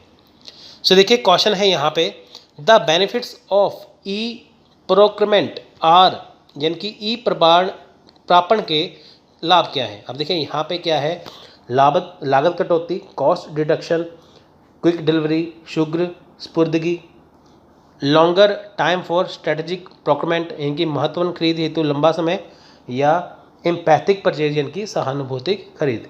अब आपको बताना है ABCD में से कोई भी आपको चूज़ करना है। आप देख लीजिए यहाँ पे क्या चूज़ करना है आपको यहाँ पे। सो ठीक है, तो इसका राइट आंसर देखिए ऑप्शन नंबर बी, यानी कि लागत कटौती और शीघ्र स्फुर्दगी, यानी कि कॉस्ट रिडक्शन या प्रॉम्प्ट डिलीवरी। तो ये इसके आंसर हैं। तो आपको इसका आंसर देखिए सबसे पहले यहाँ पे आपको मिल जाएगा, ठीक है। यहाँ पे आप इसका आंसर देखें, यहाँ पे देख सकते हैं आप, इसमें से आंसर इसका ढूंढ सकते हैं, आपको आसानी से यहाँ पे इसका आंसर जो है वो मिल जाएगा, ठीक है। आप वीडियो को पॉज करके यहाँ पे देखिए कर सकते हैं, पहला पैराग्राफ पढ़ सकते हैं, स्क्रीनशॉट लेके कर सकते हैं, ठीक है, फिर आप उसका ढूंढ सकते हैं। सो देखिए नेक्स्ट है, the focus of passage is on, यानी कि जो पैसेज का है, यानी कि अनुच्छेद में किस बात पर बल दिया गया है, तो इसका right answer option number C, यानी कि ई प्रापण की प्रमुख विशेषताओं पर, यानी कि ई प्रोक्योरमेंट पर। अब देखें यहाँ पे सबसे पहले देखें, यहाँ पे भी क्वेश्चन में ई प्रोक्योरमेंट दिया है, पैराग्राफ में भी ई प्रोक्योरमेंट दिया होगा, ठीक है। उसके बाद देखिए यहाँ पे भी इसका ही उन्होंने पूछा है, ठीक है। नेक्स्ट है व्हाट कैन बी, देखिए डायरेक्ट आप इसके आंसर देख सकते हैं, क्योंकि देखिए आपको पैराग्राफ पढ़ना है तभी आप इसका करेंगे। नेक्स्ट क्वेश्चन है what can be strategic issue as a result of less paper work, यानी कि कम कागजी कार्रवाई के परिणाम के रूप में कौन सा महत्वपूर्ण मुद्दा हो सकता है। तो उसका right answer option number B, यानी कि developing new products can be important issue as a result of a less paper work, यानी कि कम कागजी कार्रवाई के परिणाम के रूप में नए उत्पाद विकसित करना एक महत्वपूर्ण मुद्दा हो सकता है। देखिए जब कोई भी कागजी कार्रवाई होती है ना, जैसे मान लीजिए आपके पास गाड़ी है, ठीक है। वहाँ पे देखिए जब गाड़ी है उसके आपके पास रजिस्ट्रेशन सर्टिफिकेट होगा जिसके ऊपर आपका गाड़ी का number, chassis number, engine number सब कुछ आपका वहाँ पे होता है। जब आप गाड़ी खरीदने जाते हैं आपको फॉर्म नंबर 22 अब अगर आप देखेंगे तो वहाँ पे क्या है कि वहाँ पे आपको सब कुछ उसमें दिया जाता है, दिखाया जाता है उसके अंदर, ठीक है, जिसमें इंजन, चैसी सब कुछ उसके अंदर होता है। आपका इंश्योरेंस है, आपका पोल्यूशन है और बहुत सारी चीज़ें होती हैं। अब देखिए मान लीजिए कि अगर कम पेपर वर्क करें, ठीक है, मान लीजिए वो इंश्योरेंस छोड़ दे, आरसी छोड़ दे, है ना, ये छोड़ दे चीज़ें, तो महत्वपूर्ण मुद्दा हो सकता है नए उत्पाद विकसित करने के लिए। सो अगर आप ये पढ़ेंगे तो आपको इसमें दिख जाएगा। सो नेक्स्ट है what is the current strategy of a business to business manager, यानी कि वाणिज्य से वाणिज्य की सोच रखने वाले प्रबंधकों की वर्तमान रणनीति क्या है। तो इसका राइट आंसर देखिए ऑप्शन नंबर सी। आपको देखिए आंसर मैं इसके साथ साथ इसलिए बता रहा हूँ कि देखिए समझने वाली चीज़ें हैं, है ना, समझने वाली चीज़ें हैं। अगर आप पैराग्राफ पढ़ेंगे तो आपको ये आसानी से आ जाएगा। तो अगर मैं पैराग्राफ पढ़ूंगा तो वीडियो बहुत ज़्यादा लंबा हो जाएगा। सो इसका right answer option number C, ठीक है। नेक्स्ट क्वेश्चन है what can be the issue, main issue of the e procurement vis power of internet, ठीक है, यानी कि वाया पावर में पावर ऑफ इंटरनेट का कर सकते हैं। इंटरनेट की ताकत के संदर्भ में ई प्रापण का मुख्य मुद्दा क्या हो सकता है। तो इसका राइट आंसर है ऑप्शन नंबर बी, यानी कि इंटरनेट की ताकत में ई प्रबंधन का मुख्य मुद्दा उत्पादों की प्रतिस्पर्धात्मक आपूर्ति हो सकती है, ठीक है, कॉम्पिटिटिव सप्लाई ऑफ प्रोडक्ट्स हो सकता है। तो यहाँ पे क्वेश्चन ख़त्म होते हैं उसके। अब हम नेक्स्ट क्वेश्चन करेंगे 28 से। अब देखिए यहाँ पे क्वेश्चन क्या है, देखिए जब भी आपके पास है मैथ रीजनिंग है, जब भी आप देखिए रीजनिंग का क्वेश्चन है, बच्चे डर जाते हैं मैथ से, बच्चे डर जाते हैं रीजनिंग से। मैंने आपको बताया था कि अगर आपको मैथ करना है तो उसमें कोई रॉकेट साइंस नहीं है। आप देखिए अपने 10वीं तक भी 10 तक मैथ किया है। अब देखिए होता क्या है, बच्चे कहते हैं हमें डीआई नहीं आता, बच्चे कहते हैं हमें मैथ नहीं आता, वो डर जाते हैं। देखिए एसएससी बैंकिंग वगैरह होती है, वहाँ पे बहुत टफ एग्ज़ाम आते हैं, टफ होते हैं क्वेश्चन रीजनिंग के, मैथ के, लेकिन यूजीसी नेट में बेसिक क्वेश्चन पूछे जाते हैं। आपको बेसिक आना चाहिए, आपको बैंकिंग के सवाल सॉल्व नहीं करने, आपको सिर्फ बेसिक क्वेश्चन सॉल्व करने।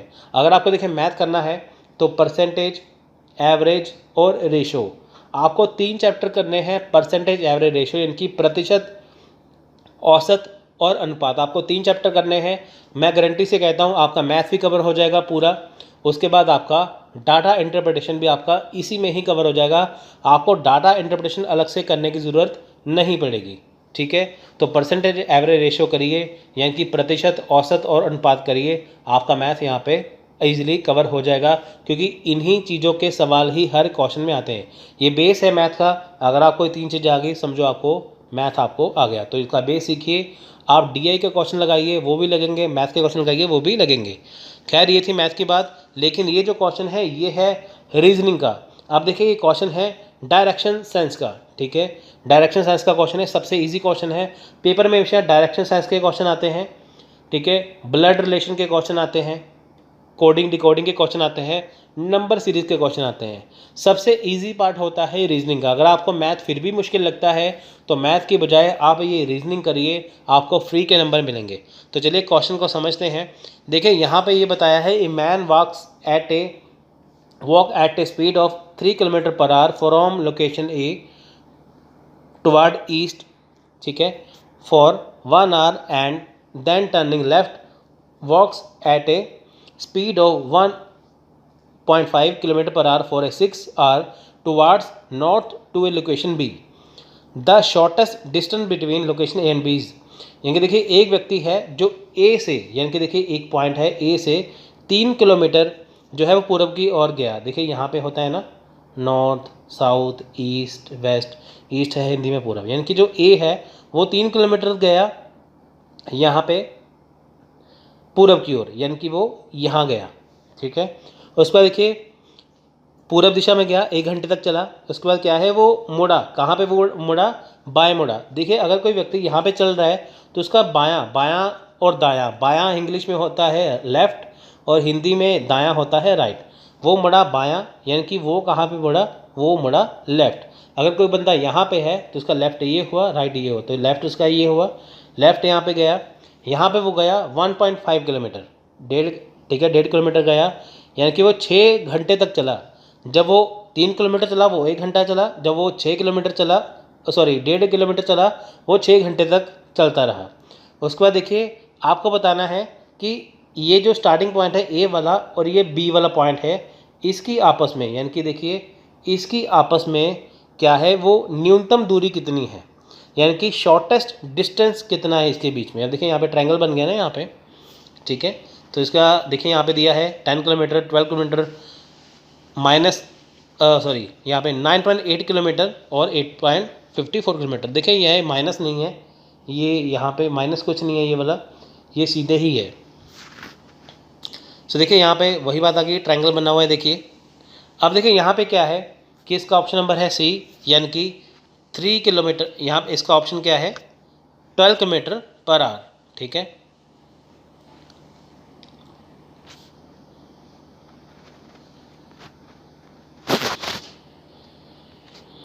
एक मिनट,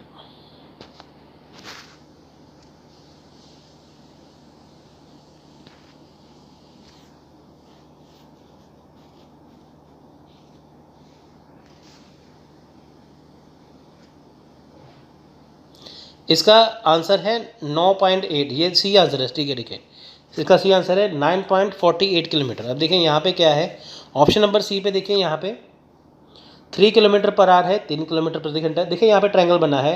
अब उसने ऐसे डिस्टेंस किया, ए पॉइंट यहाँ था, सी पॉइंट इसे मान लिया, तो यहाँ चला 3 किलोमीटर, ऊपर चला वो 1.5 किलोमीटर, यानी कि 6 घंटे, ऐसे ट्रायंगल बन गया, इसको हमने दे दिया बी। यहाँ पे चला 1 घंटा, यहाँ पे चला 1.5 किलोमीटर, चला 6 घंटे में, ठीक है। ये वाला यहाँ पे आ गया। तो देखिए यहाँ पे सॉल्व करने का तरीका क्या है, डिस्टेंस बिटवीन ए एंड सी, यानी कि ए और सी के मध्य दूरी कितनी है, यानी कि अगर हम इसकी बात करें, इसकी दूरी कितनी है, 3 किलोमीटर की दूरी है। कितने देर वो चला, 1 घंटा चला, तो 3 को 1 से किया, 3 किलोमीटर आ गया। अब देखिए सी और बी, इसकी दूरी कितनी है, इसकी दूरी है 1.5 किलोमीटर, 1.5 कितना चला, 6 किलोमीटर चला, 1.5 को 6 से मल्टीप्लाई किया, 9 आ गया, ठीक है। यहाँ पे भी देख सकते हैं। उस पर देखिए हमें इनके आपस के बीच का गैप देखना है, ठीक है। अब देखिए मिनिमम डिस्टेंस की बात करते हैं, ठीक है। तो यहाँ पे क्या है ए एंड बी, अब ए बी को इकट्ठा किया, ए एंड बी को देखना है ना, ए बी को इकट्ठा किया तो ए बी का स्क्वायर आ गया। तो देखिए यहाँ पे क्या बना, ए बी का स्क्वायर। अब देखिए यहाँ पे ट्रायंगल है ना, तो यहाँ पे ए बी, बी सी, ए सी ऐसे बनेगा, ठीक है। ट्रायंगल में हमेशा ही क्या होता है, ये पॉइंट इससे कनेक्ट होता है, ये इससे और इससे, तो इसे क्या बना, ए बी, बी सी और ए सी बना, ठीक है। तो A B, A C, B C, यहाँ पे या सी बी कुछ बन गया।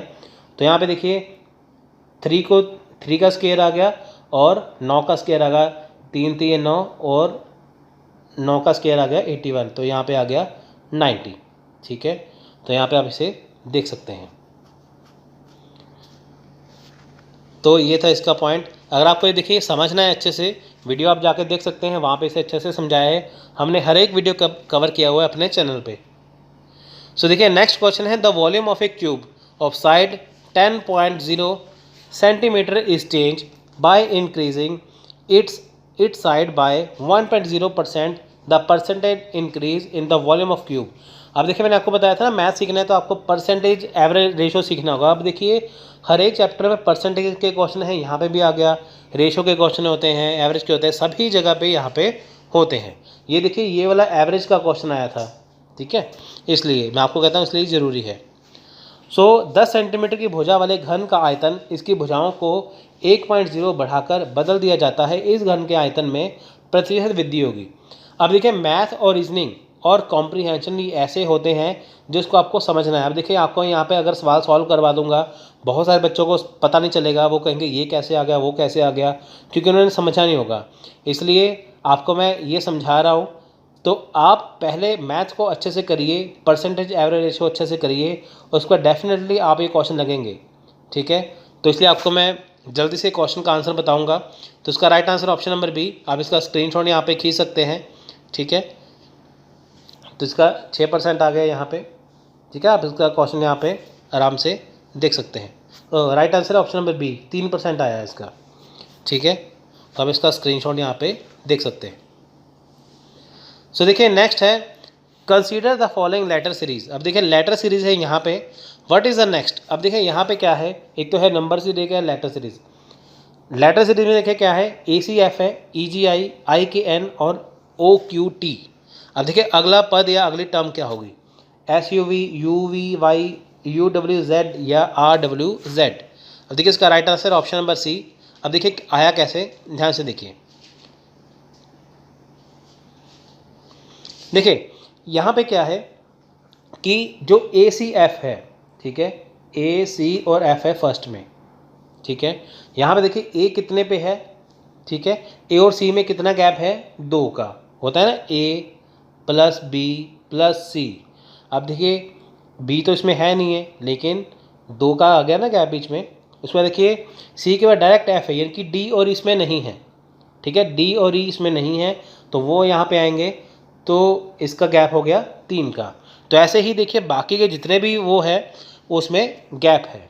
तो देखिए ऐसे सभी में इसमें EGI के बीच में देखिए 2-3 का गैप है। इसका ही आगे जाके देखिए OQT के आगे देखिए गैप है, ठीक है। अब देखिए T के बाद क्या आता है, ठीक है। अब यहाँ पे T के बाद यहाँ पे देखिए क्या आएगा, T के बाद U आता है ना, तो देखिए U आ गया ना, UWZ। अब देखिए हमारे ऑप्शन में U सिर्फ C में है, ठीक है, तो आपका ऑप्शन नंबर ये आ गया। सो देखिए नेक्स्ट क्वेश्चन है, given below are propositions, all philosopher are fallible, Socrates is not fallible. In the classic section of opposition, which of the one following is the correct answer? देखिए नीचे दिए गए 2 तर्क वाक्य हैं, सभी दार्शनिक भ्रमशील होते हैं, सुकरात भ्रमशील नहीं है। अब देखिए सुकरात भी दार्शनिक है, यहाँ पे लिखा है कि सभी दार्शनिक भ्रमशील होते हैं। भ्रमशील मतलब कि अपने मन से ही बातें करते हैं, ठीक है। कुछ दार्शनिक का मतलब क्या होता है, फिलोसफर का मतलब क्या होता है कि वो व्यक्ति जो अपने ज्ञान को बताता रहता है, ठीक है। भ्रमशील का मतलब है कि उनकी बातें साइंटिफिक प्रूफ नहीं होती। साइंटिफिक प्रूफ वो चीज़ें होती हैं जिसको जांचा परखा जाता है, ठीक है। फिलोसफर क्या है, उनकी बातें सही भी हो सकती हैं, गलत भी हो सकती हैं। तो सुकरात क्या है, देखिए सुकरात है, प्लेटो है, एरिस्टोटल है, ठीक है। वो यहाँ पे क्या है, वो भी दार्शनिक है। यहाँ पे बोला है कि सभी दार्शनिक भ्रमशील होते हैं, लेकिन सुकरात भ्रमशील नहीं है। या तो देखिए सुकरात दार्शनिक नहीं है, अगर दार्शनिक है तो भ्रमशील नहीं है, भ्रमशील है, ठीक है। तो देखिए क्या है, ये है विरोधाभासी, कॉन्ट्राडिक्टरी, विरोधी, सुबल्ट्रेशन, उपराश्रित या सब कंट्री, उपविरोधी। तो इसका राइट आंसर क्या है, देखिए इसका राइट आंसर है ऑप्शन नंबर ए, विरोधाभासी, कॉन्ट्राडिक्टी, ठीक है। आप देखें यहाँ पे देख सकते हैं कि व्याघात या विरोधाभासी पद यानी कि कॉन्फ्लिक्ट या contradictory term indicate the relation between the preamble in which the subject और ऑब्जेक्ट इज द सेम। अब देखें यहाँ पे क्या है, सब्जेक्ट ऑब्जेक्ट यहाँ पे सेम होते हैं, वो क्या होता है, कॉन्ट्राडिक्टरीज। देखिए यहाँ पे सब्जेक्ट ऑब्जेक्ट क्या है, यहाँ पे मैंने आपको वो बताया ना, देखिए कि यहाँ पे दार्शनिक, सभी दार्शनिक बोला है, यहाँ पे सुकरात बोला है। सुकरात भी क्या है, आपस में क्या है, दार्शनिक है, तो वो क्या है, वो कॉन्ट्राडिक्टरी हो गया ना। उनका देखिए सब्जेक्ट और ऑब्जेक्ट दोनों क्या है, यहाँ पे देखिए ऑब्जेक्ट यहाँ पे और सब्जेक्ट, ठीक है, वो यहाँ पे क्या है, दोनों सेम हो गए। तो यहाँ पे क्या है, आपस में उनका विरोध हो गया ना। कुछ कहेंगे देखिए दार्शनिक तो सुकरात भी है, लेकिन वो भ्रमशील क्यों नहीं है, अगर वो भ्रमशील नहीं है तो सभी दार्शनिक भ्रमशील कैसे हैं, है ना, वो चीज़ें। तो यहाँ पे क्या होता है, यहाँ पे आएगा कॉन्ट्राडिक्टरी, ठीक है। सो नेक्स्ट क्वेश्चन है, given below is a proposition. तो देखिए फिर से वही है, Mahatma Gandhi is called a father of nation, what kind of classical categorical proposition is the. Mahatma Gandhi को राष्ट्रपिता कहा जाता है, यह निम्नलिखित में से किस प्रकार का क्लास की निरपेक्ष तर्क वाक्य है। देखिए point number A, particular affirmative, विशिष्ट विध्यात्मक, option number B, universal affirmative, option number C, both 1 और 2 या 1 और 2, ऑप्शन नंबर डी, नाइदर 1 और 2, इनमें से कोई नहीं, ठीक है। ऑप्शन नंबर बी यहाँ पे है सार्वभौम विध्यात्मक, ठीक है, विशिष्ट या कुछ भी आपको चूज़ करना है। ऑप्शन नंबर बी है सार्वभौम विध्यात्मक यानी कि यूनिवर्सल अफर्मेटिव। अब देखें महात्मा गांधी को फादर ऑफ नेशन तो कहा जाता है, ये क्या है, ये यूनिवर्सल पॉजिटिव एब्सोल्यूट आर्गूमेंट है। यूनिवर्सल का मतलब होता है कि जो पूरे दुनिया में, पूरे विश्व में बताया जाए, ठीक है, सभी को पता है कि महात्मा गांधी क्या है, महात्मा गांधी कौन है, वो है फादर ऑफ नेशन, किन के, इंडिया के। ठीक है, महात्मा गांधी को फादर ऑफ नेशन कहा जाता है, ये सभी को पता है, इसलिए क्या है, ये सार्वभौम विध्यात्मक है, यानी कि पूरी दुनिया में सबको पता है। नेक्स्ट क्वेश्चन है what is the nature of logical argument, यानी कि देखिए तर्क संगत युक्ति का प्रवृत्ति क्या होती है। ठीक है, तर्क संगत युक्ति की प्रवृत्ति क्या है, नेचर ऑफ लॉजिकल आर्गुमेंट क्या होता है। अब देखिए जस्टिफाइड और अनजस्टिफाइड यानी कि न्यायोचित और गैर न्यायोचित, वैलिड और इनवैलिड यानी कि वैध या अवैध, ट्रू और फॉल्स, सही या गलत, या वेरीफेबल और नॉट वेरीफेबल, सत्यापनीय या असत्यापनीय। ठीक है, तो इसका राइट आंसर है ऑप्शन नंबर बी, तर्क संगत युक्ति की प्रवृत्ति या तो वैध होती है या अवैध होती है, यानी कि या तो वैलिड होगी या तो इनवैलिड होगी। अब देखिए लॉजिक क्या है, इसको समझिए। देखिए लॉजिक आर्गूमेंट का मतलब क्या है, लॉजिक क्या है, देखिए आपने लॉजिक देखिए हमेशा सही भी हो सकता है, गलत भी हो सकता है, वो होता है वैध भी हो सकता है, अवैध भी हो सकता है। फॉर एग्जांपल देखिए, मान लीजिए आपने बाहर देखा, आसमान की तरफ देखा, स्काई की तरफ देखा, वहाँ पे मौसम ख़राब हो गया। अब किसी ने देखें यहाँ पे लॉजिक दिया, जब भी मौसम ख़राब होता है, तेज़ हवाएं चलती हैं, उसके बाद बारिश होती है, लेकिन हुआ क्या, मौसम ख़राब हो गया, हवाएं चली लेकिन बारिश नहीं हुई।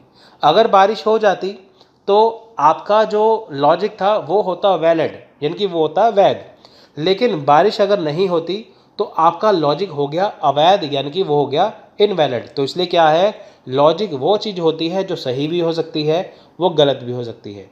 ठीक है, कुछ बच्चे कहते हैं कि एग्ज़ाम में जाते हैं, वहाँ पे सारे डी ऑप्शन करेक्ट कर दो आपका कोई सही हो जाएगा, तो वो कोई लॉजिक नहीं है। किसी का तुक्का चल गया तो वो सही हो जाएगा, किसी का नहीं चला वो खराब हो जाएगा, तो वो होता है लॉजिक। तो तर्क संगत क्या है कि आपने तर्क दिया, वो सही भी हो सकता है, वो गलत भी हो सकता है। ठीक है, वो चीज़। तो देखिए नेक्स्ट क्वेश्चन है, ठीक है, यहाँ पे क्या है, देखिए डाटा इंटरप्रिटेशन का क्वेश्चन यहाँ पे आ गया। देखिए ये भी समझने वाला ही है सब कुछ, मैं आपको फिर से बताता हूँ, math, reasoning, data interpretation, comprehension, ये सारे समझने वाला है। डाटा इंटरप्रिटेशन को करने के लिए आपको मैथ में परसेंटेज एवरेज रेशियो 3 चैप्टर करने हैं, यही चैप्टर आपके डीआई में डाटा इंटरप्रिटेशन में काम आएंगे, यही आपके मैथ में काम आएंगे। तो देखिए यहाँ पे सब्जियों का बताया गया है कि यहाँ पे सब्जियाँ हैं, यहाँ पे सन है 2014 से 19 तक, यहाँ पे आलू हैं, टमाटर हैं, प्याज हैं, तो यहाँ पे इनका रेशो बताया गया है। ठीक है, तो आप इसे पढ़ सकते हैं कि सब्जियों की मात्रा टन में है और वर्षवार क्या है, आंकड़ा है, इनकी टन में क्या है, सब्जियां हैं, और साथ में क्या है, ईयर वाइज यहाँ पे दिया है। सो देखिए in which year is the production of tomato is the least, किस वर्ष टमाटर का उत्पादन सबसे कम हुआ। अब देखिए यहाँ पे सन दिया है, यहाँ पे पूछा है टमाटर के बारे में। अब देखिए सबसे कम किस वर्ष हुआ है, आप देखिए यहाँ पे दिया है 2016, यहाँ पे क्या है 40। ठीक है, तो देखिए यहाँ पे आपको सेलेक्ट करना है ABCD में। ठीक है, तो इसका राइट आंसर देखिए ऑप्शन नंबर सी 2016। देखिए ये तो क्वेश्चन देखते ही बनता है, कितना आसान सवाल है। टमाटर देखिए कम उत्पादन कब हुआ, तो देखिए आप देख सकते हैं यहाँ पे 2016 का आप देख सकते हैं। ठीक है, 2016 का आप देख सकते हैं यहाँ पे इजीली कि इस वर्ष क्या है 40 हुआ है टमाटर। ठीक है, 40 टन, तो 2016 यहाँ पे है। तो देखिए what is the gross production of vegetables in the year 2018, 2018 में सब्जियों का सकल उत्पादन कितना है, 1275, 1275, 1270, 1260, 1280। इसका राइट आंसर है ऑप्शन नंबर बी। ठीक है, आपको देखिए सभी को प्लस करना है, 2018 का यहाँ पे पूछा है ना, तो यह है 2018 का। ठीक है, यह है 2018 का, आपको यहाँ पे देखना है। ठीक है, ऑप्शन नंबर बी इसका आंसर है। अगर आप देखिए 2018 के सभी को कर देंगे, ठीक है, 2018 के आप सभी को अगर कर देंगे यहाँ पे, जैसे 700 प्लस 70 प्लस 500, तो बन के 1270, यही इसका यहाँ पे पूछा है। सो देखिए in which year the productivity of vegetable is in which the maximum, किस वर्ष में सब्जी का उत्पादक सबसे अधिक है। ठीक है, सब्जी की उत्पादकता सर्वाधिक किसमें है, आप देखिए फिर से यहाँ पे देखिए किस वर्ष में सब्जी की उत्पादकता सबसे अधिक है? देखिए यहाँ पे आलू प्याज टमाटर है, आप देखिए देख सकते हैं यहाँ पे। देखिए यहाँ पे सबसे ज़्यादा तो यहाँ पे 2019 में आलू दिख रहे हैं 800 टन यहाँ पे है। ठीक है, तो देखिए यहाँ पे ये है। ठीक है, ऑप्शन नंबर ए है इसका आंसर 2019। ठीक है, ठीक है, आप देख सकते हैं यहाँ पे देखिए 2019 में आलू सबसे ज़्यादा है। In which year potato production of potato is less than that of average production? किस वर्ष या किन वर्षों में आलू का उत्पादन सबसे कम या औसत उत्पादन रहा है? ठीक है, देखिए आपको सेलेक्ट करना है 1 to 4। ठीक है, ABCD में से कोई भी आपको चूज़ करना है। किस वर्ष में है आप देख सकते हैं यहाँ पे, ऑप्शन नंबर है ए। ठीक है, सबसे कम यहाँ पे हुआ है। ठीक है, आप देख सकते हैं यहाँ पे टोटल प्रोडक्शन देखिए कितनी है हर वर्ष में, 200, 500, 300, 100, 700, 800। देखिए यहाँ पे देख सकते हैं आप। ठीक है, यहाँ पे देख सकते हैं सबसे कम किस वर्ष में है, आप देख सकते हैं यहाँ पे। ठीक है, तो अगर हम सभी को प्लस करें तो ये आगा टोटल 2600 या 2600। अब देखिए 2600 को 6 से डिवाइड किया। 6 से डिवाइड क्यों किया?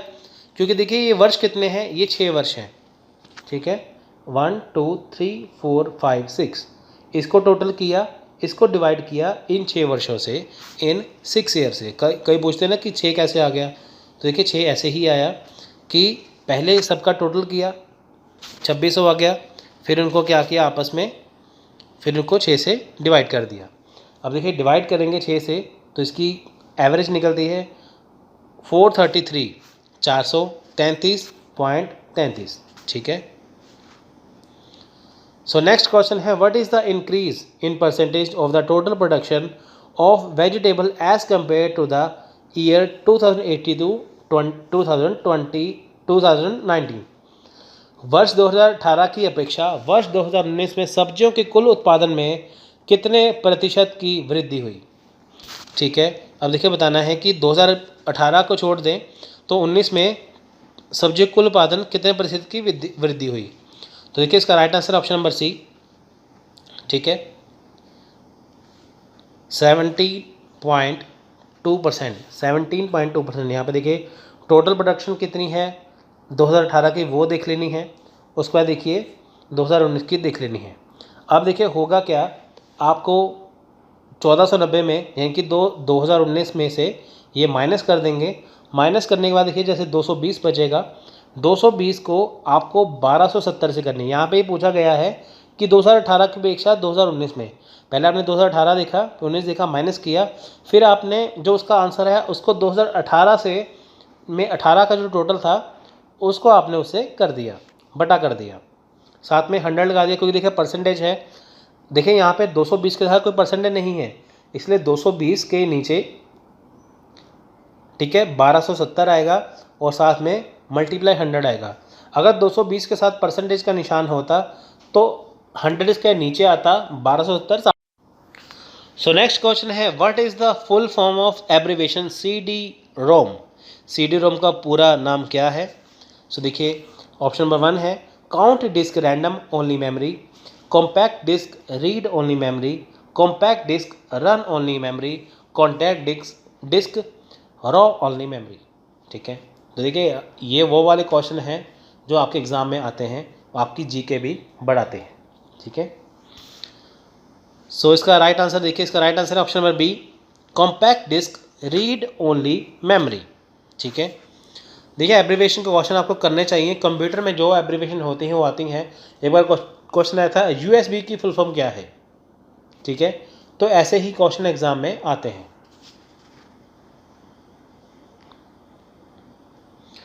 सो नेक्स्ट क्वेश्चन है मल्टीमीडिया कंप्राइज ऑफ। मल्टीमीडिया के घटक क्या है? देखिए मल्टीमीडिया के घटक क्या है यहाँ पे,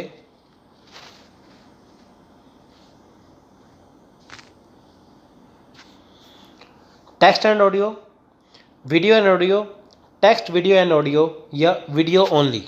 तो मल्टीमीडिया के घटक क्या है? देखिए उसका ऑप्शन है ऑप्शन नंबर सी, यानी कि टेक्स्ट, ऑडियो और वीडियो। देखिए मल्टीमीडिया में सभी चीज़ें आती हैं, टेक्स्ट भी आता है, वीडियो भी आता है, ऑडियो भी आता है।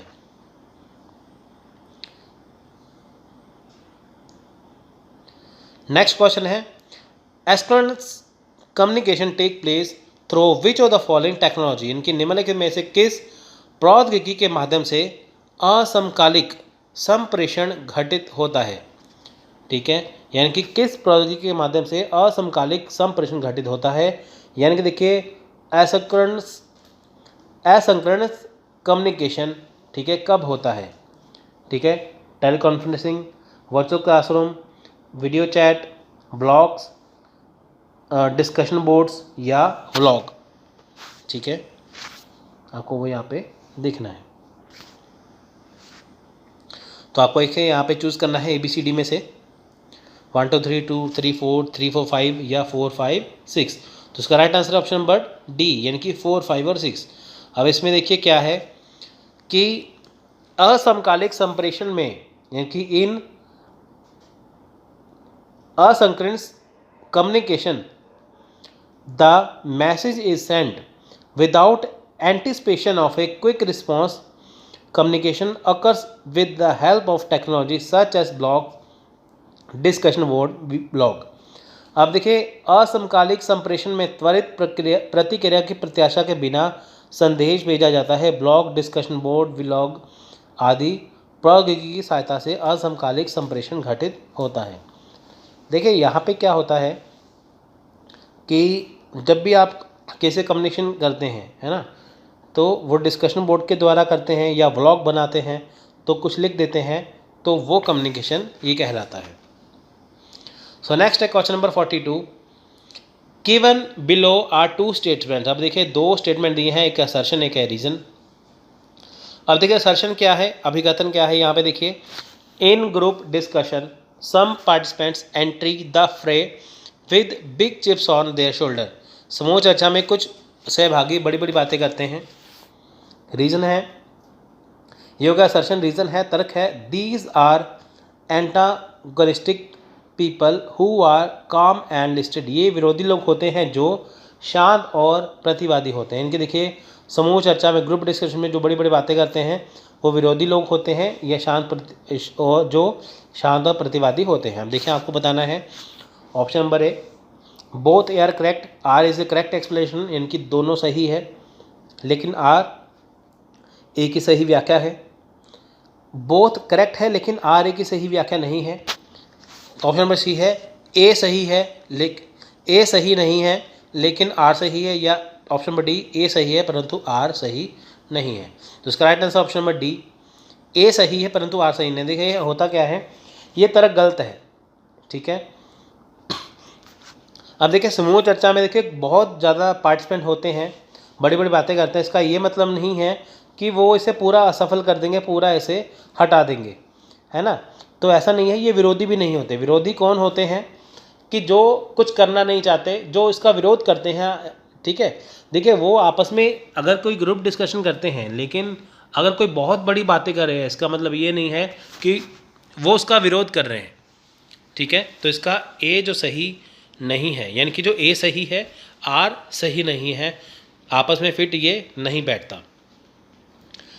नेक्स्ट क्वेश्चन है from the following list of methods of teaching used in institution of higher learning identify those which are learner centred. उच्च शिक्षण संस्थाओं में प्रयोग में लाई जाने वाली अध्यापक विधियों की निम्नलिखित सूची में से उन विधियों की पहचान करें जो अधिगमकर्ता केंद्रित होती हैं। इनके देखिए यहाँ पे जो अध्यापक सूची है ना, यानी कि देखिए उच्च शिक्षण संस्थान में जो हायर एजुकेशन इंस्टीट्यूशन है वहाँ पे जैसे देखिए जो टीचर पढ़ाते हैं, है ना, हायर एजुकेशन सिस्टम इंस्टीट्यूशन में जैसे कॉलेज है, यूनिवर्सिटी है, वहाँ पे जो टीचर पढ़ाते हैं, ठीक है, जो वो होती है लर्नर सेंटर्ड थ्योरी होती है। लर्नर सेंटर्ड थ्योरी मतलब देखिए 2 तरह की होती है थ्योरी, होती है टीचर सेंटर्ड, एक होती है लर्नर सेंटर्ड। टीचर सेंटर्ड में क्या है, आपको टीचर के मेथड के हिसाब से चलना पड़ता है, टीचर ने जो बोल दिया आपको वो करना पड़ता है। लेकिन लर्नर सेंटर्ड क्या है कि टीचर को बच्चों को समझ के करना है। अब देखिए गवर्नमेंट ने जो सिलेबस डिसाइड किया होता है नर्सरी क्लास से लेके यूनिवर्सिटी तक का, उसमें बच्चों के दिमाग के हिसाब से सिखाया होता है। अब देखिए जो चीज़ें आपके लिए ज़रूरी नहीं है वो उठा दी जाती हैं, जो ज़रूरी होती है वो लगा दी जाती हैं। तो हमेशा ही टीचर बच्चों को समझते हैं। देखिए जब भी क्लास में मैथ्स होता है ना, तो बच्चों को मैथ्स में दिक्कत आती है, तो टीचर ऐसे पढ़ाते हैं ट्रिक्स के साथ कि बच्चों को वो चीज़ आसान लगे, ठीक है। तो हायर इंस्टीट्यूशन में क्या है, स्कूल कॉलेज यूनिवर्सिटी में क्या है, जब टीचर बच्चों को पढ़ाते हैं वो होती है लर्नर सेंटर थ्योरी, यानी कि वो बच्चों का दिमाग समझ के उनको पढ़ाते हैं कि ताकि बच्चों को आसानी हो। तो हमें उनमें से क्या है, उनकी विधियों को सिलेक्ट करना है कि इनमें से लर्नर सेंटर्ड या अधिगमकर्ता की जो विधियां हैं वो कौन सी हैं। देखिए, प्रोजेक्ट वर्क, परियोजना कार्य, चॉक एंड टॉक यानी कि चॉक एंड टॉक है, लेक्चरिंग विद ऑडियो विजुअल, दृश्य श्रव्य माध्यम के साथ व्याख्यान देना, या कंप्यूटर एडेड टीचिंग, कंप्यूटर की सहायता शिक्षण, या सिमुलेशन एंड रोल प्लेइंग या अनुरूपण भूमिका निर्वाह। आपको सिलेक्ट करना है कि लर्नर सेंटर्ड क्या है। अगर देखिए आपने अच्छे से पढ़ा होगा, अगर आपने ये टीचिंग एप्टीट्यूड अच्छे से पढ़ा होगा तो आपको ये आसानी से समझ में आएगा, ठीक है। ये टीचिंग एप्टीट्यूड का क्वेश्चन है, तो आपको ये समझना है, ये ऑलरेडी मैंने बहुत बार करवाया है। तो देखिए आपको ऑप्शन नंबर ABCD में से कोई सिलेक्ट करना है। इसका आंसर है ऑप्शन नंबर B, यानी कि केवल 4 और 5। यानी देखिए, learning methods have been developed keeping in the mind the needs of students. Some learning centric learning method as follow। अब देखिए लर्निंग सेंट्रिक मेथड कौन से हैं, असाइन वर्क, प्रोग्राम इंस्ट्रक्शन, ठीक है, computer aided education, free learning और customizing and role playing method. अब देखिए, अभिहस्तांकित कार्य यानी कि असाइन वर्क क्या है, ये अभिहस्तांकित कार्य, प्रोग्राम इंस्ट्रक्शन क्या है, क्रमानिदेशित निर्देश, कंप्यूटर एडेड एजुकेशन, कंप्यूटर की सहायता शिक्षा जो आजकल होती है, फ्री लर्निंग, मुक्त अधिगम, या customising and role playing method, अनुरूपण और भूमिका निर्वाह विधि। देखिए, ये होते हैं लर्नर सेंटर्ड मेथड। अब देखिए, इनमें से पॉइंट नंबर 4 और 5 जो है, कंप्यूटर एडेड टीचिंग और सिमुलेशन एंड रोल प्लेइंग, ये इसमें है, बाकी देखिए इसके अंदर नहीं आते। तो देखिए यहाँ पे क्या है, इनको तो बताया गया है। नेक्स्ट क्वेश्चन है, देखिए यहाँ पे लिस्ट 1 लिस्ट 2 के साथ आपको मेल करना है। ये क्वेश्चन नंबर है 44। सो देखिए यहाँ पे लिस्ट 1 है, सूची 1 मूल्यांकन के रूप, यानी कि जो एवोल्यूशन है उसके टाइप्स हैं और यहाँ पे विवरण है।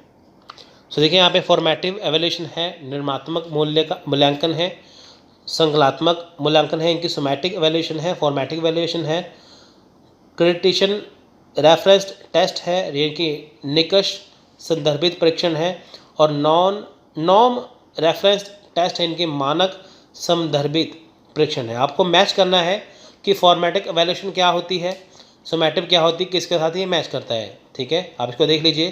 तो इसका राइट आंसर है ऑप्शन नंबर B। आप इसको मैच करके देखिए। देखिए, जो फॉर्मेटिक एवोल्यूशन है, निर्माणात्मक मूल्यांकन है, वो आता है इससे, यानी कि प्रयोजन सुधार की गुंजाइश और संभाव्यता की पहचान करने के लिए। यानी कि देखिए, फॉर्मेटिक एवोल्यूशन क्या होती है, निर्मात्मक मूल्यांकन क्या है, the intention of using is to identify scope and potential for improvement.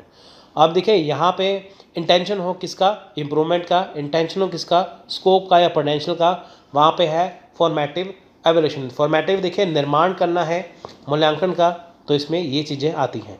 Somatic क्या है, संज्ञानात्मक मूल्यांकन, इसका कहाँ पे उपयोग है, इट्स इंटेंशन इज़ टू जज लर्निंग स्टैंडर्ड। अब देखिए, अगर हमें लर्निंग स्टैंडर्ड को जज करना है तो सोमैटिक एवोल्यूशन आएगा। क्रिटिशन रेफरेंस टेस्ट है, निकष संदर्भित परीक्षण, ये देखिए सूचक मान्य है, इनकी स्टैंडर्ड इंडिकेटिव ऑफ मास्टरी, अधिपाती सूचक मानक है, और नॉर्म रेफरेंस टेस्ट है, इनकी मानक संदर्भिक परीक्षण क्या है, ये आते हैं। Percentile rank and standard score are used for reporting. अब देखिए, जो परसेंटाइल रैंक बनती है, स्टैंडर्ड स्कोर्स होते हैं रिपोर्टिंग के वक्त, ठीक है, तो उसमें ये नॉर्म्स आते हैं। अब देखिए, जैसे आपकी होती है ना परसेंटाइल निकल, देखिए एक तो होती है परसेंटेज, होती है परसेंटाइल, है ना वो चीज़, तो वो इसके अंदर आती है नॉर्म्स में। तो आप इसका स्क्रीनशॉट ले सकते हैं। In which level of teaching the learner gets an opportunity to discriminate at length between positive and negative example of concept. अब देखिए, निम्नलिखित में से किस शिक्षण स्तर में अधिगमकर्ता को अवधारणाओं के सकारात्मक दृष्टांतों के बीच विभेद करने का अवसर प्राप्त होता है। अब देखिए, क्वेश्चन किस हिसाब से बनते हैं, अगर आपने अच्छे से किया है आपको आसानी से आ जाएगा। अब देखिए यहाँ पे क्या बताया गया है, कि वो कौन सा लेवल ऑफ टीचिंग है, वो कौन सा लेवल ऑफ टीचिंग है जिसमें क्या है कि लर्नर को अपॉर्चुनिटी मिलती है पॉजिटिव और नेगेटिव एग्जाम्पल के बीच में।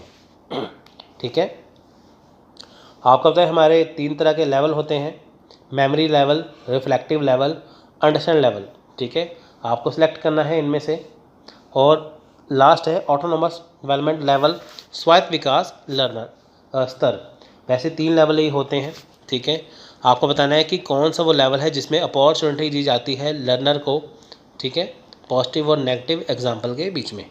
तो इसका आंसर है ऑप्शन नंबर सी, अवबोध। अब देखिए अवेयरनेस क्या है, यानी कि अंडरस्टैंडिंग लेवल। देखिए जो मेमोरी लेवल है इसमें बच्चों को सिखाया जाता है, रिफ्लेक्टिव लेवल में थोड़ा और दिमाग बड़ा होता है। अंडरस्टैंडिंग में क्या है कि जब आप चीज़ों को पढ़ लेते हैं आप अपने हिसाब से सोचते हैं, पॉजिटिव नेगेटिव सोचते हैं। ठीक है, पॉजिटिव नेगेटिव सोचते हैं वो कब सोचते हैं, जब आपने चीज़ को समझ लिया, आपने कोई फिल्म देख ली, आपने कोई कहानी पढ़ लिया, आपको पता चल गया कि ये अच्छी है या बुरी है वो चीज़। ठीक है, तो इसमें क्या है, हमें बताया जाता है इस लेवल में कि जो फैक्ट्स होते हैं हम इसे समझते हैं, प्रिंसिपल समझते हैं, जनरल कंडीशन समझते हैं, इनकी तथ्य सिद्धांत सामान्य स्थितियों को समझने योग्य बनाता है। इससे हमें पता चलता है कि ये पॉजिटिव है या नेगेटिव है। नेक्स्ट है during teaching a teacher statements that encourage student to elaborate on an answer either by their own और by that of others why is called. यानी कि शिक्षण के दौरान किसी शिक्षक के वे कथन जो विद्यार्थियों को स्वयं या दूसरों के किसी उत्तर को सविस्तार प्रतिपादित करने के लिए प्रोत्साहित करते हैं कहलाते हैं। इनकी देखिए जब टीचिंग होती है, जब टीचर बच्चों को पढ़ाते हैं, स्टूडेंट को इनकरेज करते हैं, ठीक है, आंसर को एलैबोरेट करते हैं, ठीक है, वो अपने हिसाब से करते हैं, तो उसे क्या कहते हैं, स्ट्रक्चरिंग यानी कि संरचना, इंस्ट्रक्शनल वैरायटी इनकी अनुदेशात्मक विविधता, प्रॉबिंग यानी कि विशेष परीक्षा या engagement in the learning process अधिगम प्रक्रिया में संलिप्तता। तो राइट आंसर है option number C, during teaching statement, ठीक है, by a teacher that encourage student to elaborate on an answer for themselves और others come under collaborative behaviour which is describe by a particular question. ठीक है, इसका probing आ गया। यानी कि देखिए जब शिक्षण के दौरान किसी शिक्षक के वे कथन जो विद्यार्थियों को स्वयं या दूसरे के किसी उत्तर को वे सविस्तार प्रतिपादित करने के लिए प्रोत्साहित करते हैं, सहयोगी व्यवहार के अंतर्गत आता है, जो विशेष परीक्षा द्वारा वर्णित किया जाता है। नेक्स्ट क्वेश्चन है देखिए, in using the hypothetical deductive research paradigm which of the following sequence is considered appropriate. यानी कि परिकल्पनात्मक निगमनात्मक शोध प्रतिमान का प्रयोग करने में निम्नलिखित में से किस क्रम को उपयुक्त माना जाता है। देखिए जब आपको हाइपोथेटिकल डिडक्टिव रिसर्च यानी कि परिकल्पनात्मक निगमनात्मक शोध करनी है तो उसके आपको कौन से क्रम, आपको कौन सा सीक्वेंस से गुजरना पड़ता है। देखिए परिकल्पना क्या होती है, हाइपोथेसिस क्या होते हैं कि जो आपके दिमाग की उपज है, जो आपके दिमाग में चलता है। तो देखिए सबसे पहले आपको क्या करना होगा, आप देखिए ABCD, ठीक है, ऑप्शन देख लीजिए एक बार। तो इसका राइट आंसर ऑप्शन नंबर ए। आपको सबसे पहले क्या है, फॉर्मुलेशन ऑफ हाइपोथेसिस। सबसे पहले आपको जो हाइपोथेसिस है उसको फॉर्मुलेशन करना है, हाइपोथेसिस को टेस्ट करना है। नहीं, सबसे पहले देखिए आएगा रिसर्च प्रॉब्लम सेटिंग आएगा, फिर फॉर्मुलेशन ऑफ हाइपोथेसिस आएगा, फिर हाइपोथेसिस टेस्टिंग आएगा, कंपेलेशन ऑफ सप्लाईज आएगा, एनालिसिस ऑफ गुड्स आएगा, रीचिंग जनरलाइजेशन एंड कंक्लूजन आएगा। ये ऑप्शन नंबर ए यहाँ पे आपका सबसे पहले आएगा। ठीक है, तो ऑप्शन नंबर ए इसका राइट आंसर है। तो आप हिंदी में भी यहाँ पे देख लीजिए, शोध समस्या निर्धारित करना, पहले शोध समस्या देखी जाएगी, ठीक है, उसके बाद परिकल्पना का निर्माण होगा कि उसे दूर कैसे किया जाए समस्या को, परिकल्पना परीक्षण, परिकल्पना का परीक्षण करना है कि क्या जो हमने सोचा है वो सही है, पद्धतियों का संकलन, पद्धतियों का यहाँ पे देखिए विश्लेषण है यहाँ पे, ठीक है, और सामान्यीकरण पर पहुँचना और निष्कर्ष। सबसे एंड में क्या है, निष्कर्ष। हमेशा निष्कर्ष सबसे एंड में होता है, ठीक है, देखिए यहाँ पे सबसे एंड में निष्कर्ष है सब में। सो नेक्स्ट क्वेश्चन है 48, which one of the following research procedure will be figured under positivistic approach. अब देखिए निम्नलिखित में से कौन सी शोध प्रक्रिया पराविध्यात्मक उपगम के अंतर्गत आएगी, यानी कि देखिए पॉजिटिविस्टिक अप्रोच जो है वो किसके अंदर आएगी। ठीक है, कौन सी शोध, अब देखिए कौन सी रिसर्च इसके अंदर आती है। नॉर्मेटिव सर्वे यानी कि मानकीय सर्वेक्षण, एक्सपेरिमेंटल स्टडी इनकी प्रयोगमूलक अध्ययन, एक्स पोस्ट फैक्टर स्टडी इनकी कार्योत्तर अध्ययन, या एथनोग्राफिक स्टडी नृजातीय वर्णन संबंधी अध्ययन। तो right answer option number D, ethnographic study. यानी कि देखिए होता क्या ये, ethnic narrative study will come under the study of positivistic research approach. Positivism approach emphasizing methodological pluralism. It is based on the belief that the method adopted in a research should be based on the research question of that research. It is related to the subjectivity of reality and moves away from the attitude of a complete objectivity adopted by positivism. अब देखिए यहाँ पे क्या है, नृजातीय वर्णन संबंधी अध्ययन पराविध्यात्मक उपागम अथवा उत्तर प्रत्यक्षवाद के अंतर्गत आएगी। ठीक है, ये उत्तर प्रत्यक्षवाद के अंदर ही आती है। देखिए यहाँ पे क्या है कि अगर किसी शोध को आप अपनाते हैं तो उसमें ये विधि उसके काम में आती है। इसमें क्या है, जो सब्जेक्टिविटी है, जो वास्तविकता है, जो व्यक्ति निष्ठा है, ये उससे संबंधित होती है। ठीक है, तो ये बहुत ज़्यादा इम्पॉर्टेंट है। देखिए ठीक है, इसमें क्या है, सब्जेक्टिविटी भी आती है। देखिए यहाँ पे क्या है, सबसे पहले क्या है, सब्जेक्टिविटी आएगी, यहाँ पे ऑब्जेक्टिविटी नहीं आती। सो नेक्स्ट क्वेश्चन देखिए, मैच लिस्ट 1 लिस्ट 2। देखिए फिर से आगा लिस्ट 1 लिस्ट 2 का आपको इसे मैच करना है। ठीक है, तो यहाँ पे है फिजिकल, शारीरिक, साइकोलॉजिकल, मनोवैज्ञानिक, लैंग्वेज है, भाषा संबंधी, और कल्चरल है, सांस्कृतिक। आपको इनमें से देखिए सिलेक्ट करना है। आपको इनमें से ऑप्शन नंबर ABCD दिया है, तो इसका राइट आंसर है ऑप्शन नंबर A। ठीक है, तो आप देख सकते हैं जो फिजिकल है, शारीरिक, वो किससे है, इन ऑडिबल वॉइस से। देखिए अगर हमारे शरीर को कोई प्रॉब्लम होगी तो हमें इससे ही होगा, अश्रव्य आवाज़, इन ऑडिबल वॉइस होगा। मनोवैज्ञानिक क्या है, ये प्री डिस्पोज्ड नोशन है। लैंग्वेज क्या है, भाषा संबंधी है। ठीक है, जो लैंग्वेज भाषा संबंधी है वो अंडरस्टैंडिंग से है। तो कल्चरल जो सांस्कृतिक है वो है रूढ़िबद्ध धारणाएं, स्टीरियोटाइप्स। तो ये तो बहुत सिंपल सा क्वेश्चन आप देख सकते हैं यहाँ पे। सो लास्ट क्वेश्चन है, देखिए, when communication for educational purpose take place the sequence of elements is. जब शैक्षणिक प्रयोजन हेतु संप्रेषण होता है तो घटकों का क्रम होता है। यानी कि देखिए जब कम्युनिकेशन होता है एजुकेशनल पर्पस के तौर पे, जब देखिए कॉलेज है, स्कूल है, यूनिवर्सिटी है, वहाँ पे देखिए कम्युनिकेशन हो रहा है एजुकेशनल पर्पस के रूप में। देखिए जैसे मैं आपको पढ़ा रहा हूँ, ये एजुकेशनल पर्पस है कि आपका मेरे साथ कम्युनिकेशन कौन सा है, एजुकेशनल पर्पस का। तो इसमें देखिए सीक्वेंस का एलिमेंट क्या है, स्रोत, कूट लेखन, संदेश, विकोडक, फीडबैक। इनकी सोर्स, इनकोडर, मैसेज, डिकोडर या फीडबैक। अब देखिए आपको एक बात ध्यान में रखनी है, सबसे एंड में फीडबैक आएगा। ठीक है, सबसे एंड में क्या है, फीडबैक आता है। तो ABCD में देखिए 4 ऑप्शन है, इनमें से आपको सेलेक्ट करना है। ठीक है, तो इसका right answer option number B। मैंने आपको देखिए ट्रिक यहाँ पे बताया ना, मैंने आपको यहाँ पे बता दिया कि फीडबैक सबसे एंड में आएगा। ठीक है, फीडबैक सबसे एंड में आएगा। अब देखिए 4 ऑप्शन है, इसमें जो फीडबैक है 5 नंबर वाला वो सिर्फ ऑप्शन नंबर B पे है, बाकी किस में नहीं है। तो सीधे ही हमारा ऑप्शन क्या हो गया, सही, B ऑप्शन यहाँ पे सही हो गया। 1 2 3 और 5 ये देखिए बिल्कुल सही यहाँ पे लगाया है। अगर आपको देखिए ध्यान में रखना है फीडबैक सबसे एंड में आएगा, किसी भी ऑप्शन में देखिए यहाँ पे एंड में आए तो आपका वही ऑप्शन सेलेक्ट है, बिना सोचे समझे वहाँ पे टिक कर देना। सो देखिए ये था इसका पूरा एक शिफ्ट का पेपर। ठीक है, ये पहली शिफ्ट का पेपर है। आपको मैं डेली के डेली शिफ्ट के क्वेश्चन करवाऊंगा, वो सभी खत्म हो जाएंगी।